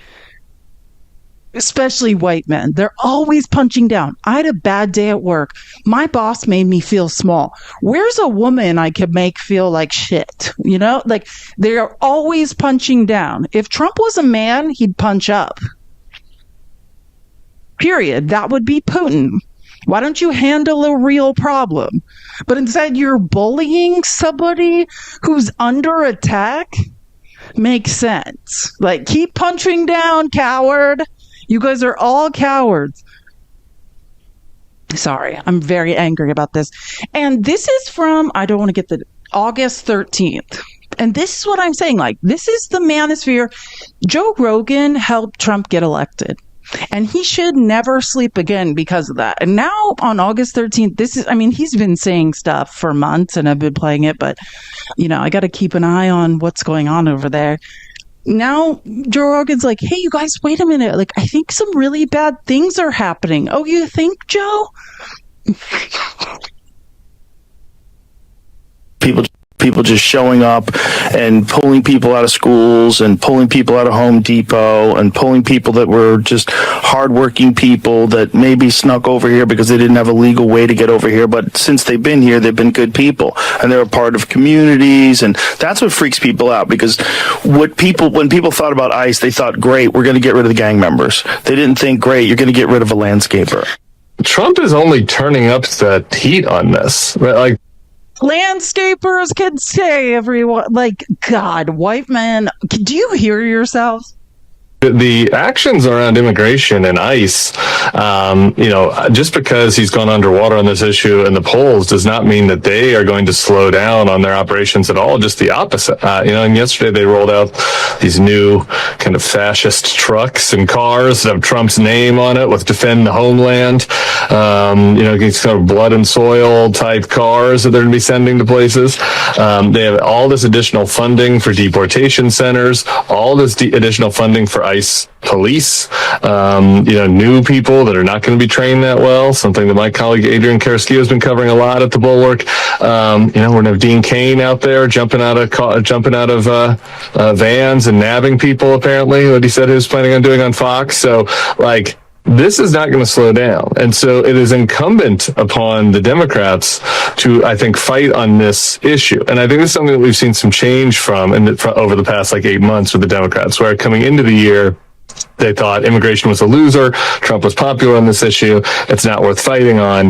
And I think kind of a combination of things, just how extreme their policies have been, the blowback to what we saw with El Salvador, people like Joe Rogan going out there. I mean, no Democrat wants to feel like they're getting to the right of Joe Rogan on immigration, right? And so I think there's a combination of things where Democrats have gotten some additional courage on this and realize that it can be a winning issue if they focus on the more extreme elements of it, the part. Here's my thing. And again, I don't have a problem with Tim from the Bulwark. I play a lot of clips of his. I have a problem with the way he's framing this. Let me tell you something. You've been lied to about immigration. And some of us, the reason that I understand the correct solutions to immigration is meaningful legislation, actual pathways to citizenship and work visas, is because I understand how the U.S. economy functions, right? I understand the full picture of the gross domestic product, the type of employment, the amount of open jobs, the type of people that need to fill, or the type of labor we need to fill those jobs, and what other countries that labor is generally coming from. Yeah. Brown people don't have your money. As a matter of fact, they are paying into your retirement through ITIN numbers. And if we're talking about undocumented citizens, but ideally we would provide pathways to citizenships or just work visas. Hey, you want to work here and help us all retire, pay into our retirement? Cool. Sounds great. Please do. Let's create a pathway for these people to have work visas. You keep hearing Republicans saying Social Security is insolvent, which I could tell you how to fix that as well. I mean, tax the people that need to be taxed and take the cap off Social Security tax. What do I mean by the cap on Social Security tax? I think this year it's at $164,000. So let's say Elon Musk makes $100 billion in a year. He pays Social Security tax on $164,000. But as all of the wealth, all of the generated income moves to the 1%, they are paying taxes on nothing. Now, if that wealth distribution and income was distributed out across what used to be the middle and lower classes, we would all be paying taxes on it, which would make our retirement solvent. I love when Republicans bless dumb white males, conservatives' hearts. They're like, I'm making a point. I'm smart. No, you're an idiot. You guys are. If you're not, then prove me wrong and learn something about math and the economy, and then I won't have to shame you guys anymore. Not a word you guys say makes any effing sense. You have no idea what's happened to the wealth distribution and why. If we don't, all of the money is now being generated and being paid out to the top of the economy, but they're not paying taxes on it. Certainly not into retirement. And then we're all wondering why this shit's not solvent. I can't help your guys' idiocy, but let's keep blaming brown people who are paying into our retirement. Even undocumented immigrants through ITIN numbers. What was it, 100 billion they paid, or 98 billion in 2023 into our retirement? Well, you guys refuse to tax billionaires. We have 45 years of trailing data now. Not a goddamn thing is trickling down. They pay no taxes. They don't increase wages. They just do stock buybacks. Nothing is trickling down. And we're not going to retire while you guys are like, if we tax a billionaire, they'll leave and go where? I know you can do it. I know you can figure this out. Just look into it. Oh, so this is DC's mayor, Muriel Bowser, talking about masked agents running around DC with masks on.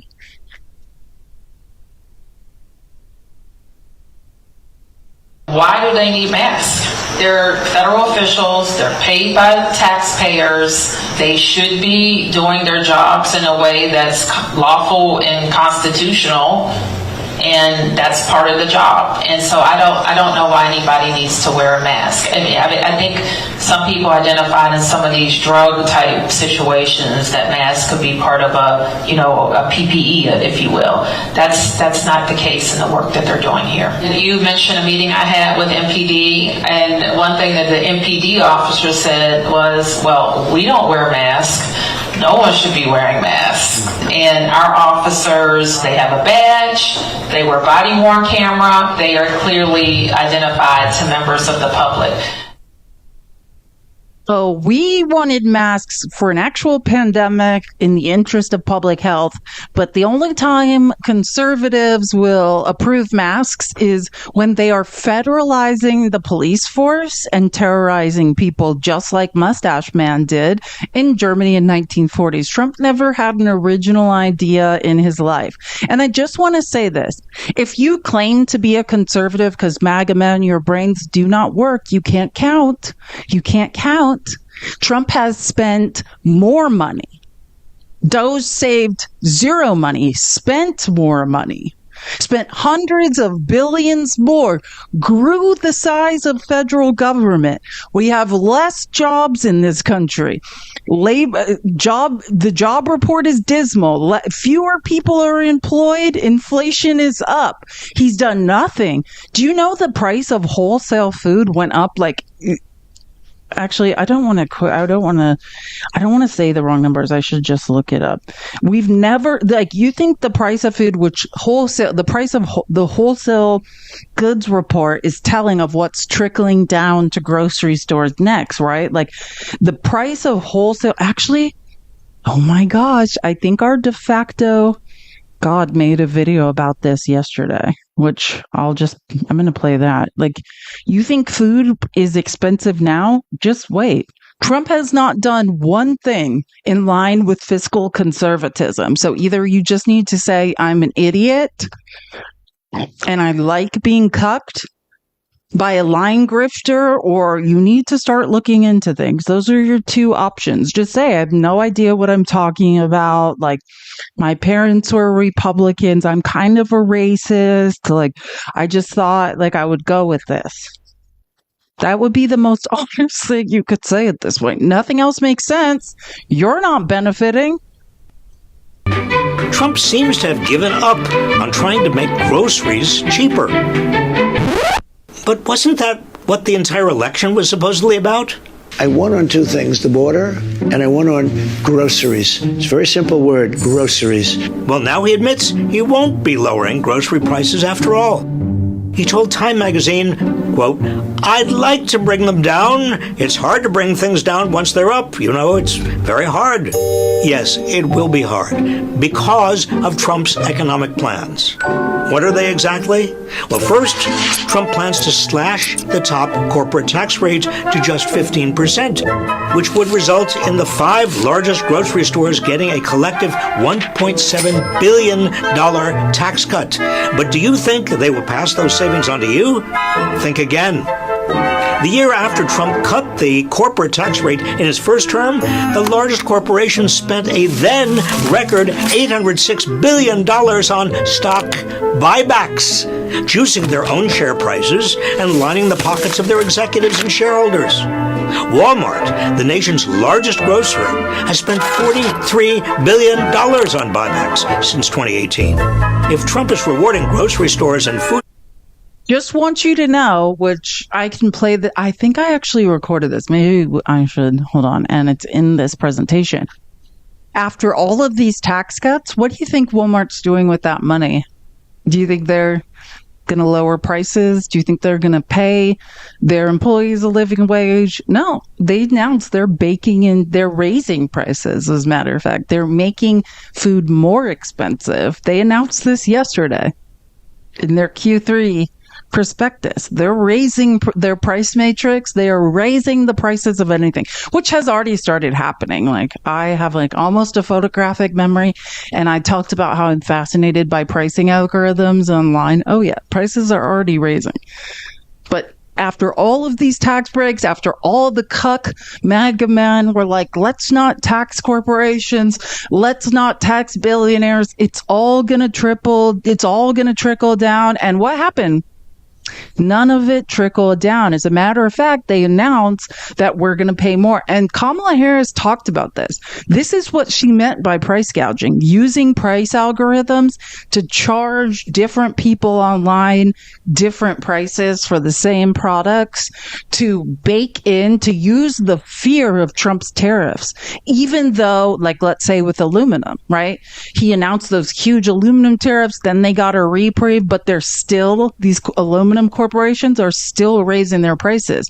The same thing happened during the pandemic. They used the fear of the pandemic long after the economy was recovering to continue baking in price hikes that they then blamed on Joe Biden. All of this is mathematically proven. People who can look at data know this. We tried to explain it to Republicans. When Kamala Harris tried to say this, what did they say? Socialist? No, you're just an idiot. No one's a socialist. You're dumb. It's not Kamala's brain. It's yours. Distributors with more tax cuts, why wouldn't they just line their pockets again?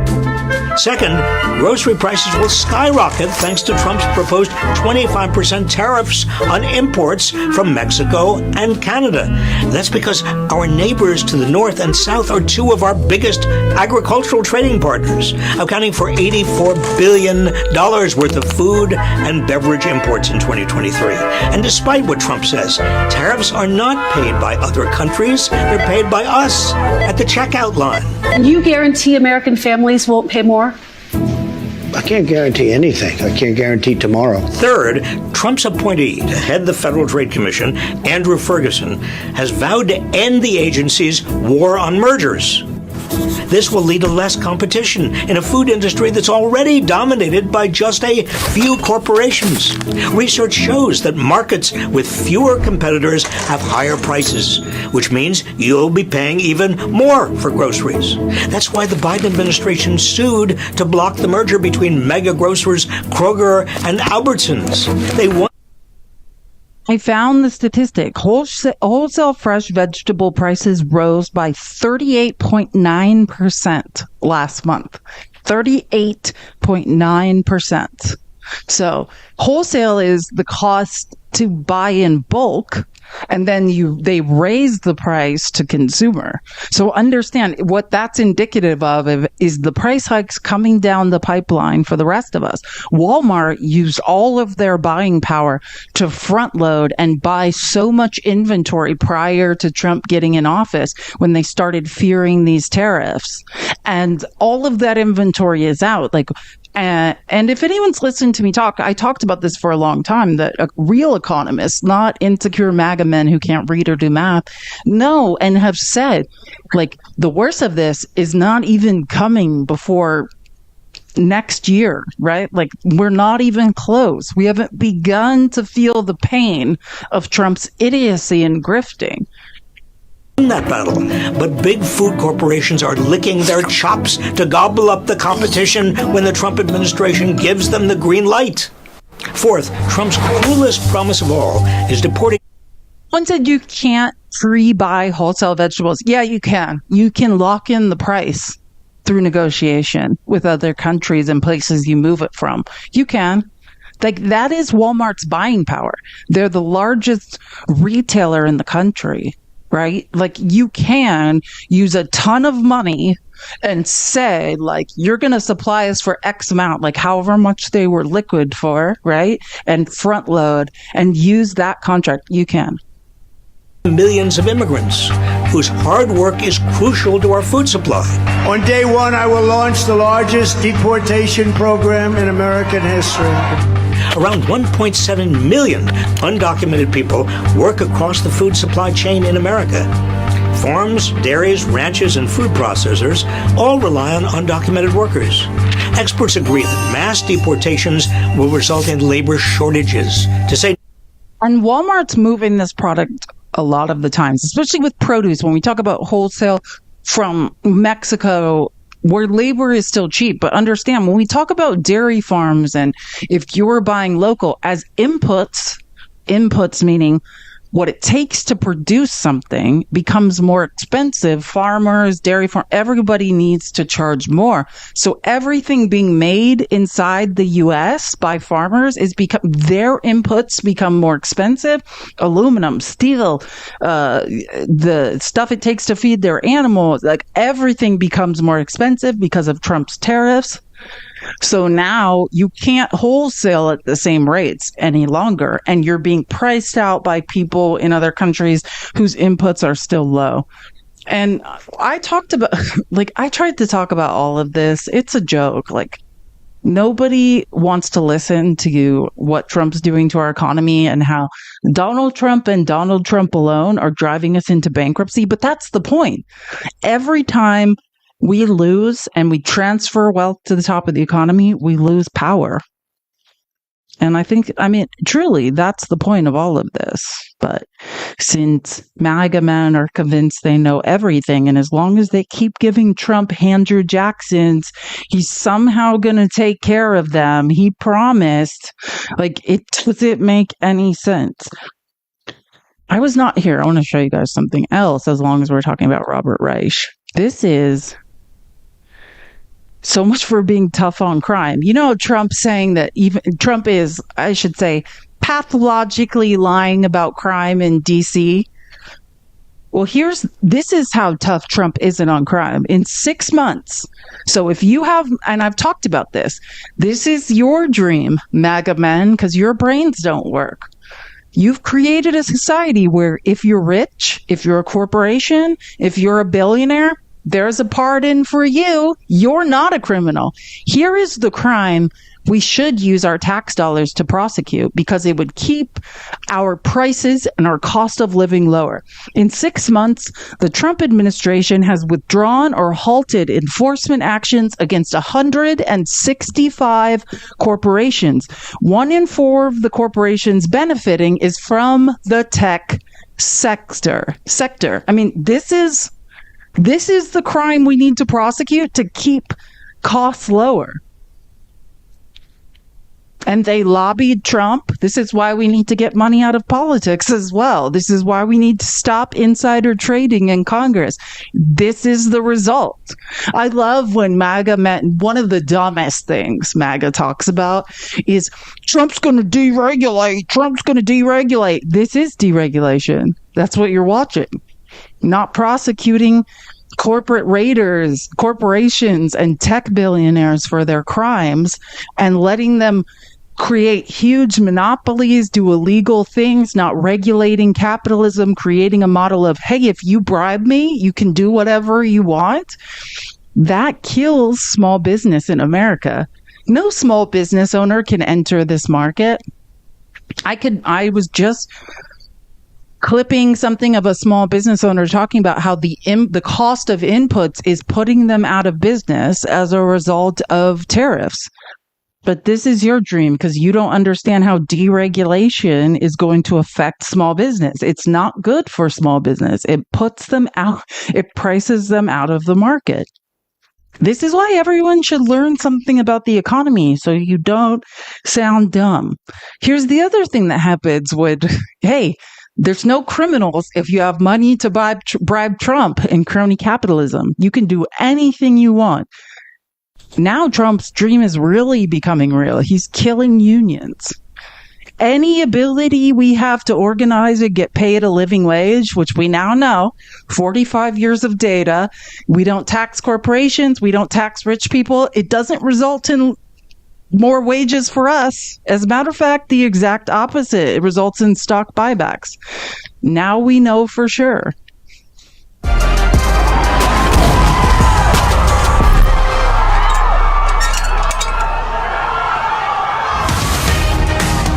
Ladies and gentlemen, 2 of the richest men on the planet are trying to destroy unions once and for all. In this corner, we have Elon Musk and Jeff Bezos. In the opposing corner, we have organized labor and American workers. We have seen a matchup like this been almost a century. Musk's SpaceX and Bezos's Amazon are both arguing in court that the National Labor Relations Board is unconstitutional on the grounds that it combines judicial and executive functions. The National Labor Relations Board is the agency that supervises union organizing and collective bargaining, as established by the National Labor Relations Act of 1935, a cornerstone of FDR's New Deal that guarantees the right of workers to organize.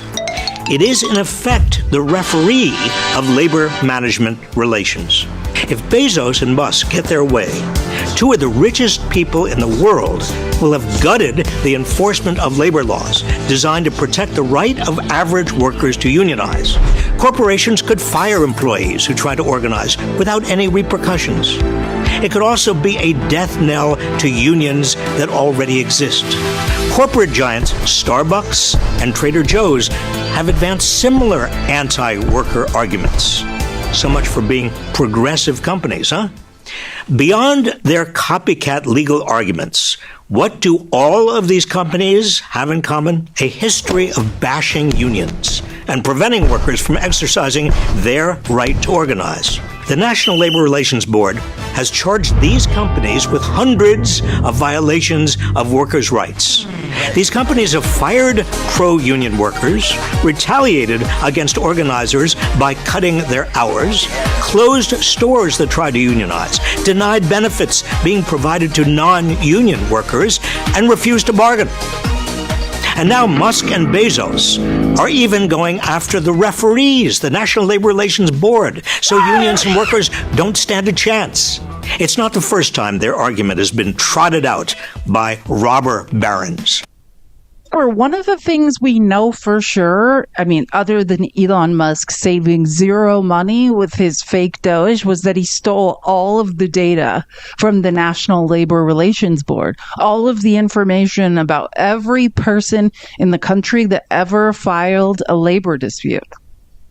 That we know through whistleblowers and people in IT that worked for the NLRB. And now they're going to use the conservative Supreme Court to try to eliminate it, period. So there's no, and that was what I used to, when I believed that MAGA men were not as dumb as I now for sure know they are. Like, I don't question anymore. They're dumb as rocks. I used to try to explain, you keep saying growing the size of the federal government is corrupt and the federal government is printing money. No, you got to follow the money. The corruption is the money being put into the federal government.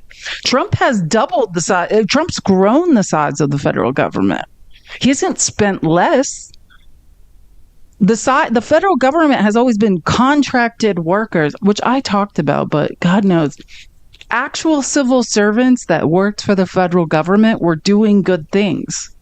But when billions and billions of dollars are inputted and you're lobbying to bribe people inside the federal government, that's the problem. We've printed money because money is concentrated at the top of the economy, and we're not using marginal tax rates to tax it back down so it recirculates. So whenever the economy fails, because we are deregulating and we have corrupt business people doing all sorts of crazy things to make more and more money, and the capitalist economy goes bust, either we print money or the slave labor workforce, all of us, dies because money is not recirculating through the economy. A similar case made its way to the Supreme Court way back in 1937. The court's opinion in that case upheld the National Labor Relations Board and its decision to punish steel barons who fired workers who tried to organize a union. Modern-day robber barons, Bezos and Musk, are hoping today's Supreme Court will reverse its 1937 ruling and return America to a time before workers had a referee to ensure their rights. Evidently, it's not enough for Bezos and Musk to amass more wealth than any two people in the planet. No, they want even more wealth and covet even more power and don't want to share it with their workers. You see, Unions are one of the greatest champions of equality. Show you this other clip from Robert Reich that he posted today, which goes along with exactly what we're talking about, which is... Somebody sent me this clip. Let's take a look. My new perspective is there's nothing wrong with being a billionaire, but if somebody is working 40 hours a week, 160 hours a month, and they can't make their rent, you're not paying them enough money. Absolutely Maybe you should just be worth $900 million. Yeah. Like, how does a CEO take a 8-figure bonus and none of your employees have dental insurance? They can't even go out and get a filling. There's these nerd billionaires out there saying, I want my employees to come to work terrified, go to bed terrified, wake up terrified. I mean, you don't think it's that, then they're terrified to go out and spend any money. It's absolutely right. There are billionaires now, 700 to 800 billionaires in America, and they are not only dominating the economy, they are dominating politics. They are actually running as oligarchs so much of this country, and at the same time, you got 70% of Americans living paycheck to paycheck, barely making it. This is the kind of distortion that Donald Trump exploited in becoming president twice. He promised average working people he'd be on their side. And the Democrats, if they knew what they needed to do in order to become a dominant party again and to get the White House back and the Senate and the House, they have got to talk about the irresponsible and abusive behavior and abuse of power and money of billionaires and large corporations. Somebody sent me this clip. Let's take a look. That is Bill Burr. Someone correctly identified that. And that's what he's saying when he's saying, like, when people are scared to spend money, when the economy stagnates, I could give you a million reasons that's a crisis and why the majority of income should be sitting in what used to be the middle class, now is just the working poor, and would then recirculate. Right? When you have people just who have wealth upon wealth upon wealth, consolidating wealth at the top of the economy, there is no incentive to recirculate it. Period. Our economy stagnates. The gross GDP stagnates. Maybe that's why we're at 1.2%. I talked about this with tariffs, how any economist or people that can read numbers and understand the economy know tariffs changes consumer behavior. When the price of things raise, it's not like people are just like, I'm going to keep paying this, I'm going to keep paying this, I'm going to keep paying this, no matter how much it is. No, there's a barrier to entry. You won't raise people's wages. People don't have expendable income. So when tariffs are put on goods, people are just going to change their buying behavior. They're going to stop putting money into the economy. This is not brain surgery, I promise. Like, for so long, I think we were talking about this in the Discord like a month ago. Like, for so long, I think because I was a woman, even though I was brilliant, I was just men would tell me all the time, like men I've worked with on TikTok, oh, the economy's my thing. Really? Because you guys are so bad at speaking to it. And it was almost like I just thought, well, I guess men discuss the economy, but then I started just getting into it. I'm like, man, this is super simple and super easy. And really, no men know what is going on with the economy. So I would encourage everyone, as we are robbed and as corporations and billionaires literally lobby and bribe the federal government to change laws so they can get richer and we have less, to just understand economics is super simple. MAGA men just aren't smart. Just look into it. If you're going to be robbed, you may as well just figure out how money moves around the world, how supply chain works, and be able to speak to it effectively. Because I promise you, I feel like a lot of us grew up thinking oh, this is beyond me. I can't understand it. Oh, you can understand it. A fucking cat could understand it. Just MAGA men are dumb, and they just, instead of learning themselves, when they feel insecure about their own knowledge, instead of being like, God, I'm going to look into this, they just punch down on women. They're like, you stay in the kitchen. Yeah, don't stay in the kitchen. The economy is not hard to understand. Men, it's just beyond men. They are dumb. And that's why we're in this situation, because men can't figure out what's going on. Sorry, but that's the truth. And by the way, a couple minutes ago, I saw someone say John Bolton's house was raided. I do know that. And I have been following it. I have all the clips of it. I do think that's a great distraction from the Epstein files released. John Bolton's house was raided. If you don't know, I always tell this story. I think I told it on Monday and Wednesday. John Bolton is the guy that when George W. Bush was president, he's like, I can't work with John Bolton. John Bolton's an insane person. Like, every time I go into meetings with John Bolton, he's like, with other countries, he's like telling them he's going to drop nuclear bombs. And then John Bolton met Trump and Trump was like, I can't work with Trump. Trump's an insane person. Like, just to give you the level of how crazy Trump is, John Bolton's like, this guy's actually insane. I was pretending to be insane. This is an insane person.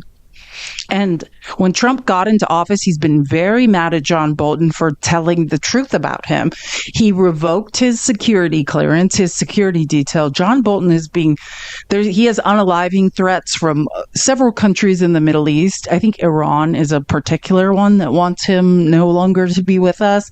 And Trump removed his security detail, pretty much hoping he was going to be unalive, removed his security clearance. And Trump's very mad at John Bolton. If you don't remember, I played this clip on Monday when I was on my rant about Trump on his knees in Alaska for Putin. John Bolton's comment on CNN after that was like, man, Trump looks old and confused. Like, what the is he doing? He's like, this isn't even the Trump I knew in his first term. Trump's very mad that John Bolton keeps pointing out the truth about him. So now they're accusing him of having classified documents and searching his house, like, which is all just another distraction from all the ways in which we are being robbed. It's all, yeah, I agree. This is all nonsense. Everything about this is, I agree, A to Z. This is all nonsense. Yeah, of course. But, and also more importantly, you can't have it both ways. Like I've read every single primary document in the Mar-a-Lago docs case. I know that Trump's a criminal, right? Like, now you're just weaponizing the DOJ, but it is funny. I do find it hilarious. Like, the whole point was like, when Trump gets in office, we're not going to weaponize the federal government, the FBI.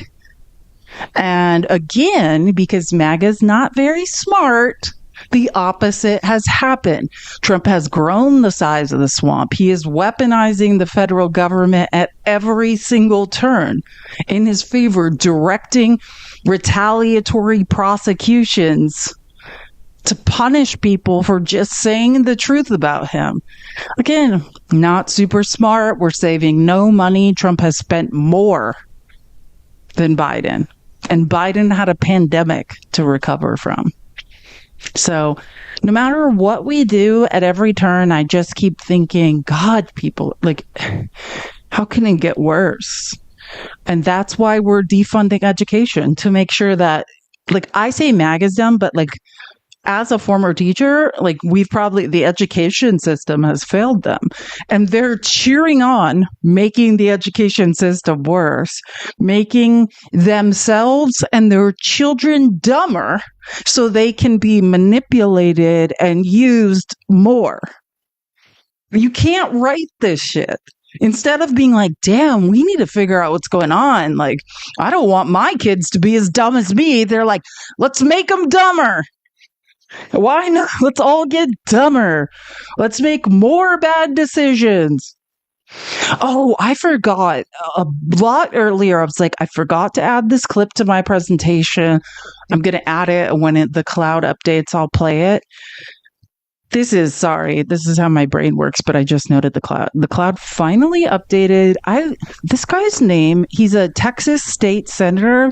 If you don't know, they're pushing the gerrymandered maps through the Texas state. If it hasn't happened, it's probably happening today or Monday. They're trying to push the final gerrymandered maps through the Texas state Senate. And remember, the whole reason they were able to do this was by luring people to a special session under the guise of, we're going to help flood victims. That's what they said.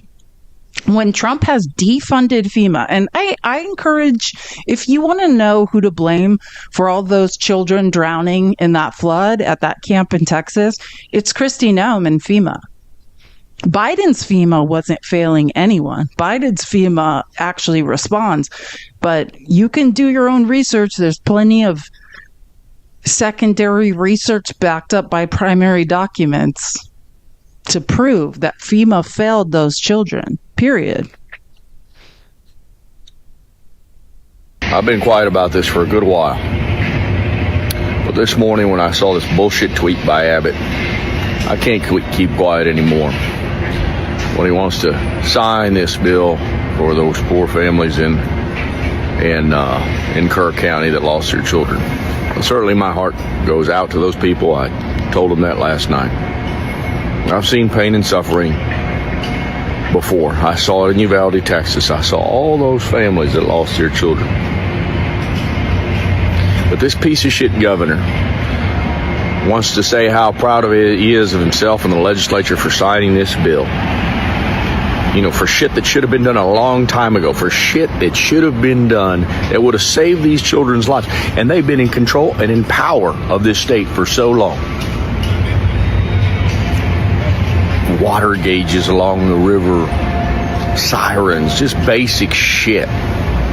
This sorry piece of shit and his fucking cronies could never have done before. And insofar as signing a bill right away, go fuck yourself. You couldn't do the one fucking thing in Uvalde. There was no special session for those families. There was no money for those families. There was no bill, the simplest fucking bill on gun relief, which was to expand the age limit on AR-15 access to 21. You couldn't even do that, you piece of shit. You're a sorry fucking excuse for a governor. You're a fucking useless fucking idiot. I've been quiet about this for a good while. Just saying, like, some people are like, God, that lady's super mad. Like, if you're not this angry, like Texas State Senator Roland Gutierrez, if you're not this angry yet, then you're an idiot. I'm sorry. I'm just telling you, if you're not as angry as I am, if you're not calling people dumb as fuck, if you're not like you're a fucking idiot who has the lives of drowned children on your head in Texas. And by the way, also look into FEMA, by the way. There are primary sources. Not just did Greg Abbott fail, and while all these crony, like, alleged public servants like Ken Paxton and Greg Abbott are enriching themselves in Texas instead of doing what they need to do to protect the public with Texans' state tax dollars. Look into how FEMA failed these children too. This is all documented. While Trump decided to try to dismantle FEMA and cut them, they're not answering the phones while this emergency. Look into it. I mean, I know you won't, because people that support Trump can't read or do math, so you won't. But yeah, if there is one thing I'm sure about, I find it hilarious that MAGA's like, oh my God, like Trump's on the Epstein list. Conservatives hate children. Conservatives hate women. And I don't mean that. This is not my feeling. It's called statistical analysis. We use statistical analysis to do something called impact studies. And we know that legislation disproportionately disenfranchises, mathematically, not my feelings, women and children in red states. And when conservatives control the federal government, this is the legislation they pass. It's not up for you being like, no. It's a fact. That's the truth. You guys don't care about children. We already know. You don't have to thoughts and prayers us anymore. We know you guys don't give a shit about kids. Then you're trying to force women to give birth. Why would a woman in their right mind have a child in this climate? Why? You'd have to be nuts. You can't protect a child. Like, if you're a mother, your job is to protect a child. We can't protect children from this bullshit. There's no way to. Not to say, I mean, you know what I'm saying. Sorry. I'm on. I want to play this. Oh, wait. No, this first, which I should have looked up who this guy was. But I always talk about the rapid response account. Fact Post. I think it's the rapid response account for the Democratic Party. If it's not, I'm going to be disturbed to find out what it really is. But that's what I think it is. It's called Fact Post News. Okay. They posted this clip. Wait, where's my... Sorry. Disappeared for a second.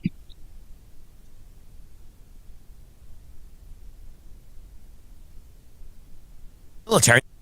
They've already got the cops on the street that are not cops or that are the military. They've already got the National Guard on the street. They already have all your information in DC. And now they just get to decide what is and isn't over the line. That should scare everybody. You're fucking nuts, dude. If this doesn't scare you, you're nuts.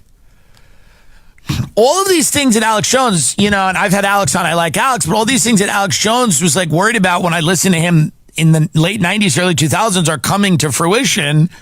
And I don't know where he is on all of that stuff, but like, I know he's a big fan of Trump, but like, this is everything Alex Jones always talked about. Military in the street, the FEMA camp, the tech company that monitors everything, the surveillance. This is all of that. I mean, not to sound like a fucking nut.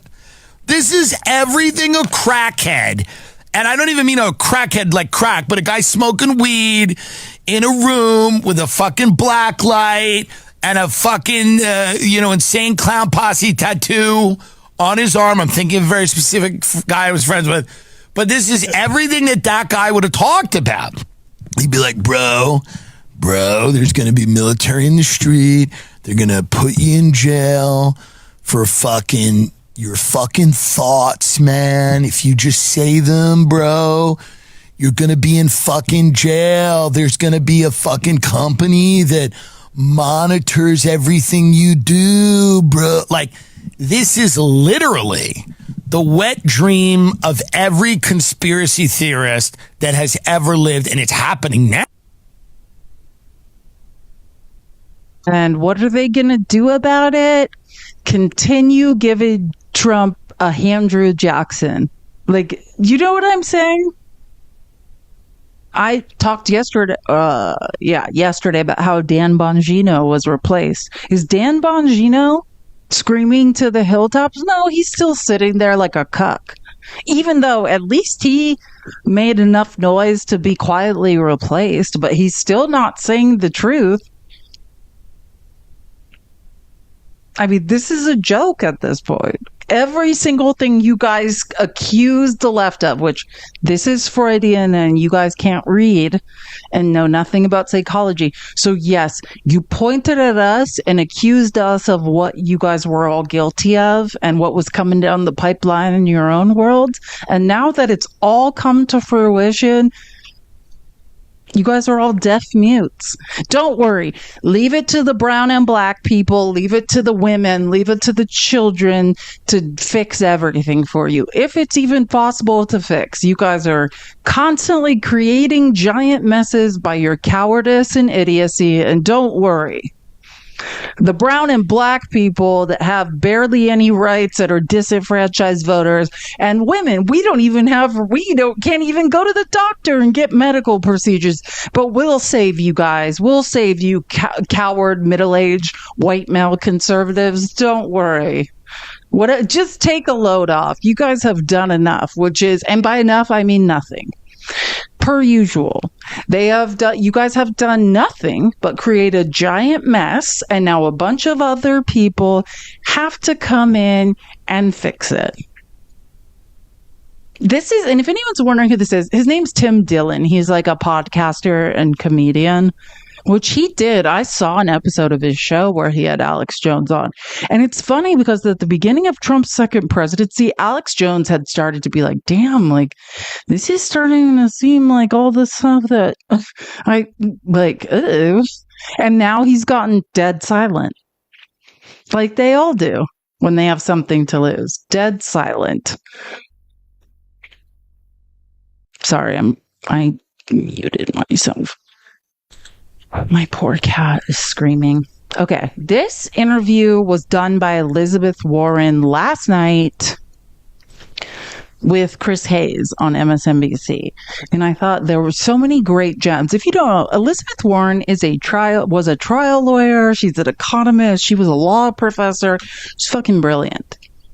That's why Trump makes fun of her. I know, like, white men are like, oh, we're making fun of Elizabeth Warren. No, like, because you're insecure and you're scared of her intelligence. So that's why you're making fun of her. Not because she doesn't know twice as much as you. It's because you're not smart. One of the things that's so striking here, though, is, you know, I'm married to an incredible and brilliant lawyer. You're a lawyer. You were a law professor. But sometimes there's a little bit of what I call lawyer brain in the Democratic Party. And what I mean by lawyer brain is just like... And Chris Hayes is a lawyer. Like, this is what's wrong with the Democratic Party. I heard this and I was like, oh, my God, they have to hear this. I could not agree more. A lot of times it's the lawyer's job in an organization to be like, no, we can't do that. No, that's... And I feel like there's a lot of that sometimes in the Democratic Party. And I do think that this is one of these moments where there's got to be some real creative thinking about lawful, democratically legitimate responses that might be outside the norm to what is being done in an attempt to essentially consolidate a kind of anti-democratic regime. Yeah, well, that's the real point here, isn't it, Chris? We can't live in a world anymore where we pretend that everybody's playing by the same set of rules when it's very clear. We're not even on the left, well, prior. Hopefully this will change now going forward. But we're not even talking about unlawful. We're like, can't do anything that's unethical. Every single thing Donald Trump has done is unethical. It is unconstitutional. It is unlawful. And no one's doing anything about it. So you need to stop with is this ethical? Is this lawful? And we have to do anything we can do to stop this psycho now.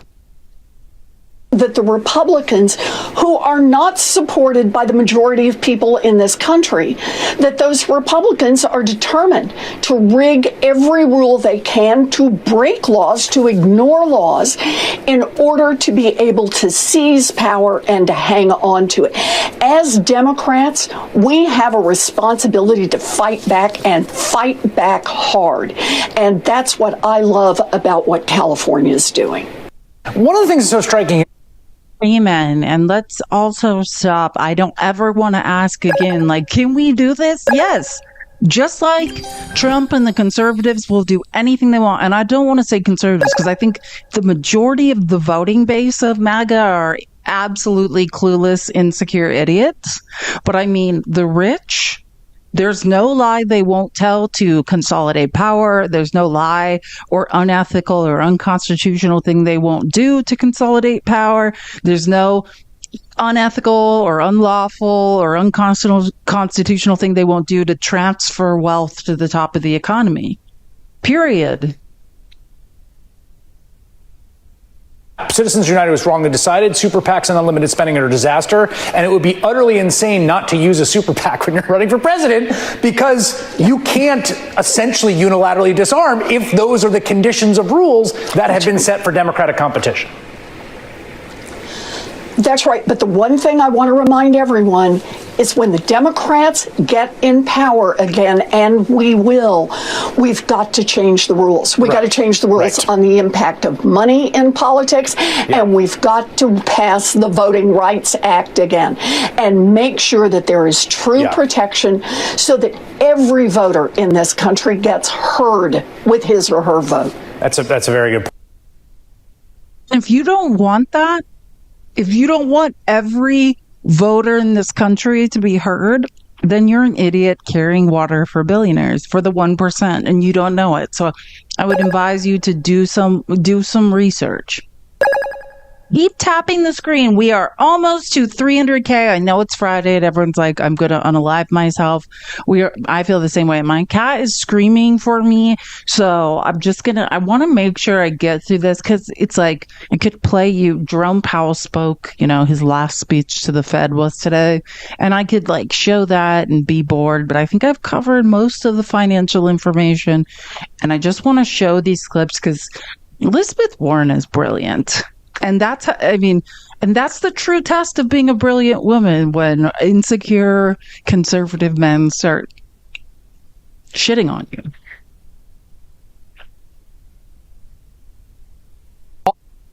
They are actively taking electricity generation power off the grid and giving the AI folks carte blanche to build data centers that are going to jack up your rates. You're building exorbitantly expensive, and I could get into our energy crisis.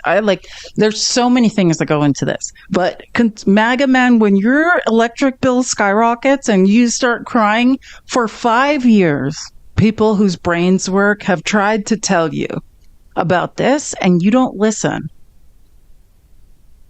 Right? We're building huge data centers that's pulling from our electric grid. Are we charging corporations for this? How are we charging them? Can someone show me that? Let's look into that. Let's talk about energy consumption, because Trump was bribed to shit on solar and wind energy. We're no longer going to have a diversified energy options in this country. We're not going to move towards clean, cheaper energy because Trump was bribed to bring back clean coal. You guys all dumbly, because Trump told you, which was a fucking lie, because we paused new LNG export contracts, new ones, for 6 months, which, you know what came out of that study? I read it on here a month ago. The reason that study was going on, because Biden hired actual intelligent people, was because what we learned was if we continue the up and to the right exports of LNG, that domestic energy rates will skyrocket, particularly in red states in the South. Your energy bill will quadruple in the next 5 years. And that's why they were doing that, what I call statistical analysis or impact study, was to try to protect dumbasses in the South whose brains don't work. So when your electricity skyrockets, don't say no one told you about any of this. They're taking away healthcare subsidies. This is not just Donald Trump happens to be president while this is happening. They are actively spiking the prices of these things. That's right. That is exactly right. In fact, look at what he has done with tariffs. Look, I've been pounding on the Fed for a couple of years now to lower the interest rates, right? Mm-hmm. Yes, on this show. Donald Trump wants to see those interest rates come down. That's exactly right.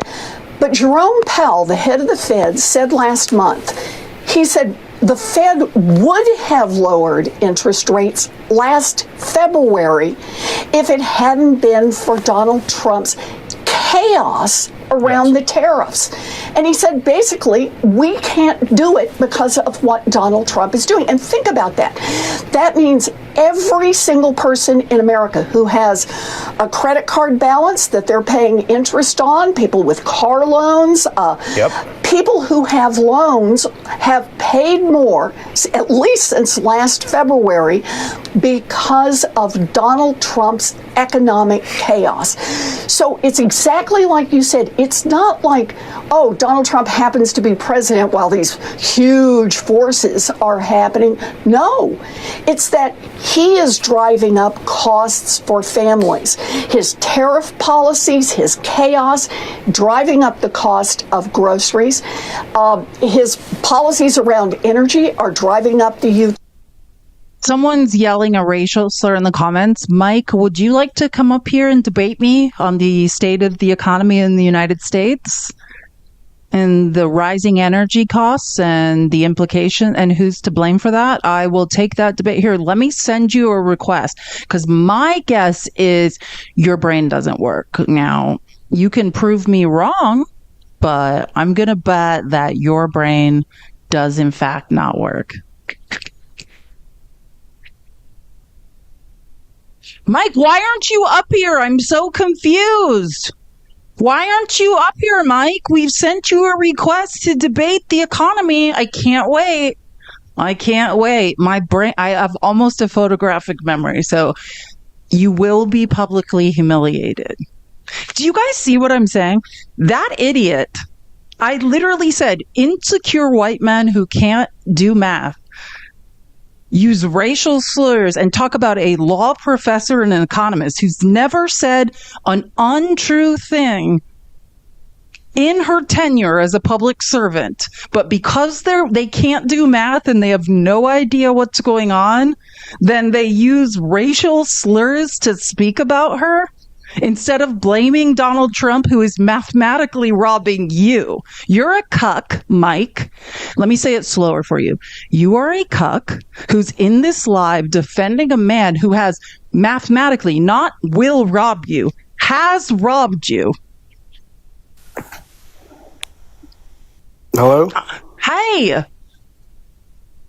Yeah, So it's glad weird. you're Now here. it's working as far as the reception, but before I was hearing like 1 millisecond of you every Okay, 10 seconds. I said you were a cuck. Okay, now that's the first time I'm hearing it from you.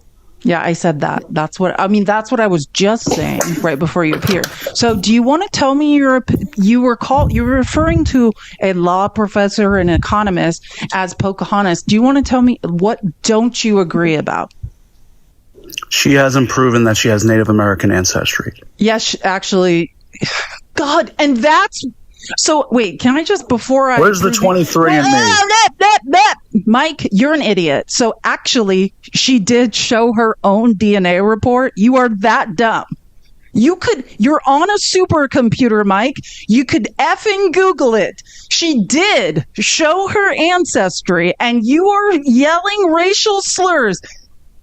Mike, maybe instead of you just yelling racial slurs when you don't have any information about what you're yelling, because a guy who mathematically has robbed you told you to yell them, instead of being a cuck who works for Donald Trump, maybe you should take the supercomputer you're on and figure out who is robbing you. Can you imagine being as dumb as these people are?